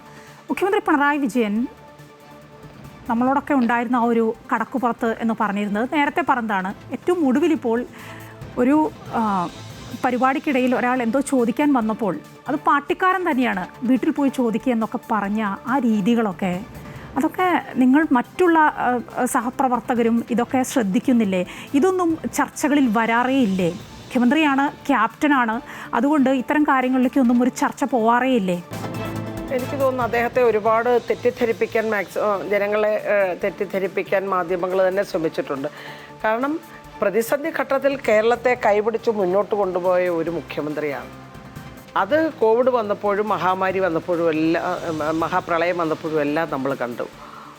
നല്ല ജനങ്ങളുടെ ഇടയിൽ ജനങ്ങളോട് ചേർന്ന് നിന്നുകൊണ്ട് അവർക്ക് ആവശ്യമായ എല്ലാ കാര്യങ്ങളും ചെയ്ത് കേരളത്തിൽ വികസനം നടന്നില്ല എന്ന് നിങ്ങൾക്ക് ആർക്കെങ്കിലും പറയാൻ പറ്റുമോ? ഇപ്പോൾ UDFൻ്റെ ആളുകൾ ജയിച്ച സ്ഥലങ്ങളെ സംബന്ധിച്ചൊക്കെ അദ്ദേഹം ഇവിടെ സൂചിപ്പിച്ചു. ശരിയാണ്, നല്ല ഭൂരിപക്ഷത്തിലാണ് അവർ ജയിച്ചത്. പക്ഷേ അവിടങ്ങളിലൊക്കെ വികസന പ്രവർത്തനങ്ങൾ നടന്നിട്ടില്ലേ? ഈ വികസന പ്രവർത്തനങ്ങൾക്കെല്ലാം നേതൃത്വം കൊടുക്കുന്നതിൽ ഒരു വലിയ പങ്ക് അദ്ദേഹത്തിനില്ലേ? പക്ഷേ വളരെ ബോധപൂർവമായി മീഡിയയിലൂടെ അദ്ദേഹത്തെ വളരെ ഇകഴ്ത്താനുള്ള ശ്രമങ്ങളെല്ലാം ഉണ്ടായിട്ടുണ്ട്. ഞാനതിൻ്റെ മറ്റു വിശദാംശങ്ങളിലേക്ക് ഇപ്പം ഞാൻ പറയാൻ ഒന്നും തയ്യാറാകുന്നില്ല. കാരണം ഒരുപാട് തെറ്റിദ്ധാരണ ഉണ്ടാക്കാനുള്ള വലിയ ശ്രമം UDFും BJPയും മീഡിയയും എല്ലാം കൂടെ നടത്തിയിട്ടുണ്ട്. ശരി, ഞാൻ വരാം, താങ്കളിലേക്ക് വരാം. ശ്രീ കെ ഷാജി, ഇപ്പോൾ സുജാത പറഞ്ഞതുപോലെ അങ്ങനെ മാധ്യമങ്ങളുടെ ഭാഗത്തു നിന്ന് ഞങ്ങൾ പറഞ്ഞുണ്ടാക്കുന്നതാണോ മുഖ്യമന്ത്രി പിണറായി വിജയനെക്കുറിച്ച്? അതോ നിങ്ങളടക്കമുള്ള എല്ലാവരും പൊതുജനം കാണുന്ന കാര്യങ്ങളല്ലേ അതൊക്കെ? അതിൻ്റെയൊക്കെ ഒരു പ്രതിഫലനമല്ലേ ഇപ്പോൾ ഉണ്ടായി ഇന്ന് നമ്മൾ അറിഞ്ഞത്? നമ്മളിപ്പോൾ സഖാവ് സുജാത പറഞ്ഞ കാര്യങ്ങൾ കേൾക്കുകയായിരുന്നു. അപ്പോൾ ആദ്യം തന്നെ അവർ വളരെ സ്വാഗതാർഹമായ കാര്യമാണ്. തെറ്റുകൾ ഞങ്ങൾ തിരുത്തി മുന്നോട്ട് പോകും. അത് തീർച്ചയായിട്ടും ഡെമോക്രസിയിൽ ഏത് രാഷ്ട്രീയ പാർട്ടികളും നമ്മൾ പ്രതീക്ഷിക്കുന്നത് തിരിച്ചടികളുണ്ടാവും, തിരുത്തി മുന്നോട്ട് പോകണം. പക്ഷേ ഇവിടെ വലിയൊരു പ്രശ്നം, അല്പം മുമ്പ് ഞാനിവിടെ വരുന്നതിന് മുമ്പ് എൻ്റെ ഒരു സുഹൃത്തായൊരു ലേഡി, അവരൊരു ഇടതുപക്ഷത്തിൻ്റെ ശക്തിയായ പ്രവർത്തകയാണ്, നേതാവൊന്നുമല്ല, ഒരു സാധാരണ പ്രവർത്തകയാണ്. അവർ ഫേസ്ബുക്കിൽ ഒരു പോസ്റ്റ് ഇട്ടു, ഞങ്ങൾ തിരുത്തി ശക്തമായി തിരിച്ചു വരും. ഒരു സാധാരണ പാർട്ടി പ്രവർത്തകയുടെ മനസ്സാണ്. അതിൻ്റെ അടിയിൽ ഒരുപാട് പാർട്ടിക്കാർ വന്ന് പറയുന്നുണ്ടായിരുന്നു, നമ്മൾ ഇനി എന്ത് തിരുത്താനാണ്, കാരണം കഴിഞ്ഞ 10 കൊല്ലങ്ങൾ വലിയ ശരിയായിരുന്നു, ഈ 10 കൊല്ലങ്ങൾ വലിയ ശരിയായിരുന്നു, അന്ന് ചെയ്ത എല്ലാ കാര്യങ്ങളും അങ്ങേയറ്റം ശരിയായിരുന്നു, ഞങ്ങളുടെ ക്യാപ്റ്റൻ ഒരു കുഴപ്പവും സംഭവിക്കുന്നില്ല, അല്ലെങ്കിൽ അദ്ദേഹം സംഭവിച്ചിട്ടില്ല. ഇതെല്ലാം വിവരം കെട്ട ജനങ്ങൾ, എന്താ പറയുക, മാധ്യമങ്ങൾ, മറ്റ് പ്രതിപക്ഷ പാർട്ടികൾ, അതുപോലെ വോട്ടർമാരുടെ ധാരണക്കുറവ്, ഇതുകൊണ്ടെല്ലാം പറ്റിപ്പോയ ചില അബദ്ധങ്ങളാണെന്നാണ് ഈ പാർട്ടിയിൽ നല്ലൊരു പങ്ക് ആളുകൾ വിശ്വസിക്കുന്നത്. അതുകൊണ്ട് ഇത് എവിടെയാണ് തിരുത്തേണ്ടത്? ഇപ്പോൾ ഒരു കണക്ക് ചോദിക്കുന്നു, രക്തസാക്ഷി ഫണ്ടിലെ കണക്ക് നോക്കാൻ. അത് പാർട്ടി ആവശ്യപ്പെട്ടിട്ടാണ് അദ്ദേഹം അത് ചെയ്യുന്നത്, അല്ലാണ്ട് സ്വന്തമേതേ ചെയ്തതല്ല. ആ കണക്ക് സത്യസന്ധമായി നോക്കി പറഞ്ഞതിൻ്റെ മുകളിൽ ഒരു മനുഷ്യൻ പുറത്തു പോയി മത്സരിക്കേണ്ടി വരുന്ന അത്രയും വലിയ ഒരു ജീർണത ഈ പാർട്ടിയിലുണ്ടാകുമ്പോൾ പിന്നെ ഞാൻ ചോദിക്കട്ടെ, നമ്മളിപ്പോൾ സഖാവ് CS സുജാതയുമായിട്ടാണ് സംസാരിക്കുന്നത്. പക്ഷേ പിണറായി വിജയൻ്റെ കാര്യത്തിൽ വരുമ്പോൾ അദ്ദേഹം ക്യാപ്റ്റനാണ്. ഈ ക്യാപ്റ്റൻ എന്ന് പറയുന്ന സംവിധാനം ഒരു ഇടതുപക്ഷ പാർട്ടികളുടെ ഏത് കാലത്താണ് ഉണ്ടായിട്ടുള്ളത്? ഈ ഒരു കൾട്ട് വർഷിപ്പിങ്ങിൻ്റെ ഒരു കൾട്ട് ഫിഗറിനെ അവരോധിച്ചുകൊണ്ട് അതിൻ്റെ ആജ്ഞകൾക്ക് കീഴ്പ്പെട്ട് ജീവിക്കുന്ന ഒരു സംവിധാനമാണ് ഇനി മുന്നോട്ട് പോകാൻ പോകുന്നതെങ്കിൽ ഇതിനെന്താണ് ഭാവി ഉണ്ടാകാൻ പോകുന്നത്? അല്ലെങ്കിൽ പിണറായി വിജയൻ്റെ തുടർച്ചയായിട്ട് വരുന്ന ആളുകളും ഇതേപോലെ ഒരു കൾട്ട് ഫിഗറായിട്ട് മാറുമോ? അതും അല്ലെങ്കിൽ കൾട്ട് ഫിഗറുകളെ എല്ലാം തള്ളിപ്പറയുന്ന ഒരു രീതി ഉണ്ടാവുമോ? ഇപ്പം മാധ്യമങ്ങളെ മാത്രം പറഞ്ഞുകൊണ്ട് കാര്യമുണ്ടോ? ഇപ്പോൾ ഇന്ന് രാവിലെ 1-2 ഇടതുപക്ഷക്കാരായ സുഹൃത്തുക്കൾ പറഞ്ഞു, സോവിയറ്റ് യൂണിയൻ ഉണ്ടായിരുന്ന കാലത്ത് സ്റ്റാലിൻ്റെ മരണത്തിന് ശേഷം ക്രൂഷ്ചേവ് നേതൃത്വം ഏറ്റെടുത്തതിന് ശേഷം ആദ്യം ചേർന്ന പാർട്ടി കോൺഗ്രസുകളിലൊന്നിൽ പാർട്ടി ചർച്ച ചെയ്ത് തീരുമാനമെടുത്ത കാര്യമാണ് ഈ വീരാരാധനയും കൾട്ട് വർഷിപ്പിക്കും നിർത്തുന്നത് കമ്മ്യൂണിസത്തിന് യോജിച്ചതല്ലെന്ന്. പക്ഷേ എത്രയോ കാലങ്ങൾക്ക് ശേഷവും സോവിയറ്റ് യൂണിയനൊക്കെ ചരിത്രമായതിനു ശേഷവും ഇന്ന് കേരളത്തിൽ ഈ കൾട്ട് ഫിഗറിന്റെ വർഷിപ്പിംഗ് നടക്കുക. ഈ ഹീറോ വർഷിപ്പിംഗ് ഇല്ലാതെ, ഈ വീരാരാധന ഇല്ലാതെ പാർട്ടിക്ക് മുന്നോട്ട് പോകാൻ കഴിയുമോ എന്നുള്ളിടത്താണ് ഇതിന്റെ ശരിയും തെറ്റും. പക്ഷേ പിണറായി വിജയൻ പബ്ലിക് ഡൊമൈനിൽ വന്ന് പറഞ്ഞതാണ് ആളുകളോട് വീട്ടിൽ പോയി പരാതി പറയാനും അതുപോലെ കടക്കുപുറത്ത്. ഇതാരും എക്സാജറേറ്റ് ചെയ്തുണ്ടാക്കിയതല്ല. കൃത്യമായി ക്യാമറകളുടെ മുന്നിൽ ഡോക്യുമെന്റ്, വിഷ്വലി ഡിജിറ്റലി ഡോക്യുമെന്റഡ് ആയിട്ടുള്ള അധിക്ഷേപങ്ങളൊരു പരമ്പര തന്നെ പിണറായി വിജയൻ ഉണ്ടായിട്ടുണ്ട്. അപ്പം അതിനെല്ലാം മാപ്പ് പറഞ്ഞ് പാർട്ടിക്ക് മുന്നോട്ട് പോകാൻ പറ്റുമോ ഇല്ലയോ എന്നിടത്തായിരിക്കും കേരളത്തിൽ ഇടതുപക്ഷത്തിൻ്റെ ഭാഗം. ശരി, ശ്രീ PM നിയാസ്, ഏതായാലും കോൺഗ്രസ് അധികാരത്തിലേക്ക് വന്നു, UDF ടീം അധികാരത്തിലേക്ക് വന്നിരിക്കുകയാണ്. ഇനിയിപ്പോൾ ജനങ്ങൾക്ക് അറിയേണ്ടത് ആരാണ് മുഖ്യമന്ത്രി എന്നാണ്. ആരായിരിക്കും മുഖ്യമന്ത്രി? നോക്കൂ, ഞങ്ങൾ ആ ചോദ്യത്തിന് ഉത്തരം പറയുന്നതിന് മുമ്പ് ഞാൻ ആദ്യമായി CS സുജാതയെ ഞാൻ അഭിനന്ദിക്കുകയാണ്. കാരണം ഞാനിതുവരെ പങ്കെടുത്ത ഒരു ചർച്ചയിലും ഒരു പരാജയം വന്ന ഒരു കാലത്തും CPM ഇങ്ങനെ തുറന്ന് പറയാറില്ല. തോറ്റു എന്നത് അവരെ സമ്മതിപ്പിക്കൽ വലിയ ബുദ്ധിമുട്ട് എന്ന് ഇന്ന് സോഷ്യൽ മീഡിയയിൽ ഏറ്റവും കൂടുതൽ ട്രോളായിട്ടുള്ള കാര്യമാണ്. പക്ഷേ സുജാത ഇവിടെ ഇക്കാര്യത്തിൽ തോറ്റു എന്നും ജയം അംഗീകരിക്കുന്നുവെന്നും ജയിച്ചവരെ ഞാൻ അഭിനന്ദിക്കുന്നു എന്നൊക്കെ പറയുന്ന സ്റ്റാൻഡ് എടുത്തത് തന്നെ വലിയ മാറ്റമാണ്. CS സുജാതയുടെ രീതി അങ്ങനെയാണ്. അല്ല, വലിയ മാറ്റമായി പറയുന്ന ഒരാളാണ്. ഞാൻ ആദ്യമായിട്ടാണ് ഞാൻ CS സുജാതയെ തന്നെ ഞാൻ ഈ ചർച്ച ഞാൻ സുജാതയുടെ ചർച്ചയിൽ ഇത്രയൊരു സ്റ്റാൻഡ് എടുത്തതിൽ എനിക്കുള്ള ഒരു അഭിനന്ദനം ഞാൻ പറയുകയാണ്. കാരണം CPM ഞാൻ കണ്ട ഒറ്റ CPMകാരും ഒരിക്കലും വീണെടുത്ത് കൊണ്ട് ഉരുളുക എന്നല്ലാതെ അത് അംഗീകരിക്കാറില്ല, വീണെന്ന് അംഗീകരിക്കാറില്ല. പിന്നെ അങ്ങ് ചോദിച്ച ചോദ്യം, കോഴിക്കോട് കേരളത്തിൽ ആദ്യമായിട്ടല്ല അല്ലെങ്കിൽ ഇന്ത്യയിൽ ആദ്യമായിട്ടല്ല CPMകാരൊക്കെ വളരെ കറക്റ്റായിട്ട് പറയുന്നവരാണ്. മാഡം, ഞാൻ പങ്കെടുത്ത എല്ലാ ചർച്ചകളിലും എല്ലാ തെരഞ്ഞെടുപ്പ് പരാജയത്തിനും വിജയത്തിനുമൊക്കെ ശേഷം ഞങ്ങൾ പങ്കെടുക്കുന്ന ഒരു ചർച്ചയിലും ഒരു പാനലിസ്റ്റ് എന്ന് പറഞ്ഞാൽ അങ്ങൊഴിച്ച് ഒരു പാനലിസ്റ്റും ഇതുപോലെ എന്താ പറയുക, അന്യായമായി ന്യായീകരിക്കാതെ ഇതുപോലെ കൺസീഡ് ചെയ്ത ഒരു കാര്യം എനിക്ക് മുമ്പിൽ ഉണ്ടായിട്ടില്ല എന്ന കാര്യം മാത്രമാണ് ഞാൻ പറഞ്ഞത്. മറ്റേതെങ്കിലും ചാനൽ ചർച്ചയിൽ മറ്റാരെങ്കിലും ഉണ്ടായിട്ടുണ്ടോ എന്ന് എനിക്ക് അറിഞ്ഞുകൂടാ. എൻ്റെ അനുഭവമാണ് ഞാൻ പറഞ്ഞത്. പിന്നെ അങ്ങ് ചോദിച്ച ചോദ്യം, മായ ചോദിച്ച ചോദ്യം, കേരളത്തിലും ഇന്ത്യയിലുമൊക്കെ ഒരുപാട് സ്ഥലങ്ങളിൽ കോൺഗ്രസ്സിന് ഭരണം കിട്ടിയിട്ടുണ്ട്. അവിടെയൊക്കെ ഞങ്ങൾക്കൊരു രീതിയുണ്ട്. ആ രീതി അനുസരിച്ച് ഹൈക്കമാൻഡ് പ്രതിനിധികളെ അയക്കും. ഹൈക്കമാൻഡ് പ്രതിനിധികൾ ജയിച്ച MLAമാരുടെ അഭിപ്രായങ്ങൾ ശേഖരിക്കും, പാർട്ടി നേതാക്കന്മാരുടെ അഭിപ്രായങ്ങൾ ശേഖരിക്കും, പാർട്ടിയുടെ ഈ സാമൂഹ്യ ഘടന അല്ലെങ്കിൽ സോഷ്യൽ എഞ്ചിനീയറിംഗ് ഇതൊക്കെ പരിശോധിച്ച് പാർട്ടിക്ക് ഏറ്റവും ഒരു മുന്നണി രാഷ്ട്രീയത്തെ കൊണ്ടുനടക്കാൻ പറ്റുന്ന ഒരാളെ കണ്ടുപിടിച്ച് എല്ലാവർക്കും സമവായത്തിലൂടെ കൊണ്ടുവന്ന് തീരുമാനമെടുക്കുന്ന ഹൈക്കമാൻഡ് പ്രഖ്യാപിക്കുന്ന ഒരു രീതിയാണ് ഉള്ളത്. കേരളത്തിലും ഞാൻ മനസ്സിലാക്കിയെടുത്തോളം അത് 24 മണിക്കൂറിനുള്ളിലോ അല്ലെങ്കിൽ 1-2 ദിവസത്തിനുള്ളിൽ തന്നെ ഇവിടെ ബന്ധപ്പെട്ട ആളുകളെ വിളിച്ചു വരുത്തി അതിനൊരു ഞാനത് ചോദിക്കാൻ കാരണം ദിവസങ്ങളായി തെരഞ്ഞെടുപ്പ് കഴിഞ്ഞ ദിവസങ്ങളൊക്കെ പല ഫ്ലെക്സ് കാണുന്നു, പല നേതാക്കളും അഭിപ്രായങ്ങൾ പറയുന്നു, ഹൈക്കമാൻഡിന്റെ ഭാഗത്തു നിന്ന് നിർദ്ദേശങ്ങൾ വരുന്നു, യാതൊരു തരത്തിലും ഒന്നും പ്രതികരിക്കരുത് എന്ന് പറയുന്നു. ഇതൊക്കെ ഞങ്ങൾ കണ്ടുകൊണ്ടിരിക്കുകയാണ്. അതുകൊണ്ടാണ് ഞാൻ ചോദിച്ചത്. ഇന്നെല്ലാ രാവിലെ മുതൽ ചാനലൊക്കെ നോക്കിയിട്ടുണ്ടാവും. ഇന്ന് രാവിലെ മുതൽ ഞങ്ങൾ എല്ലാ നേതാക്കന്മാരും ഒന്നിച്ച് KPC ഓഫീസിൽ ഇരുന്ന് എല്ലാവരും ഒന്നിച്ച് പത്രസമ്മേളനം നടത്തി, എല്ലാവരും ഒന്നിച്ച് കേക്ക് മുറിച്ചു, എല്ലാവരും ഒന്നിച്ച് ചർച്ച ചെയ്തു, എല്ലാവരും ഒന്നിച്ച് മുന്നോട്ട് പോകുന്ന രീതിയാണ്. നേതാക്കന്മാർ തമ്മിലല്ല പ്രശ്നം. ചില അണികൾ അല്ലെങ്കിൽ അണികളെന്ന് പറയുന്ന കോൺഗ്രസ് അണികളെന്ന് പറയുന്ന ചില മറ്റ് പാർട്ടിക്കാർ നുഴഞ്ഞു കയറി എന്തെങ്കിലുമൊക്കെ ചെയ്തിട്ടുണ്ടാകാം.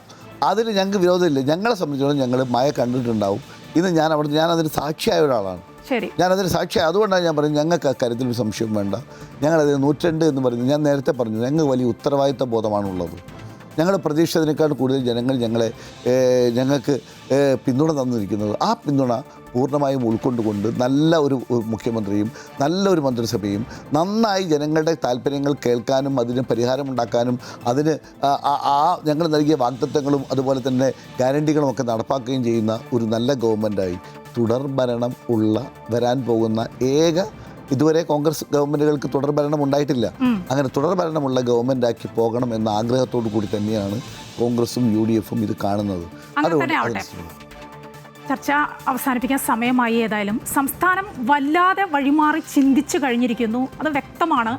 ഇനി അധികാര കസേര വലിച്ചിട്ടിരിക്കുന്ന ടീം UDF-നെ സസൂക്ഷ്മം വീക്ഷിക്കുന്നുണ്ട് പൊതുജനം. ഭരണവിരുദ്ധ വികാരം ആളിക്കത്തിയ ഈ സംസ്ഥാനത്ത് ഇനി എങ്ങനെയായിരിക്കും മുന്നോട്ടുള്ള പോക്ക് എന്ന് നോക്കിക്കൊണ്ടേയിരിക്കുകയാണ് പൊതുജനം. ചർച്ചയിൽ പങ്കെടുത്ത എല്ലാ അതിഥികൾക്കും നന്ദി അറിയിക്കാം. നമസ്കാരം.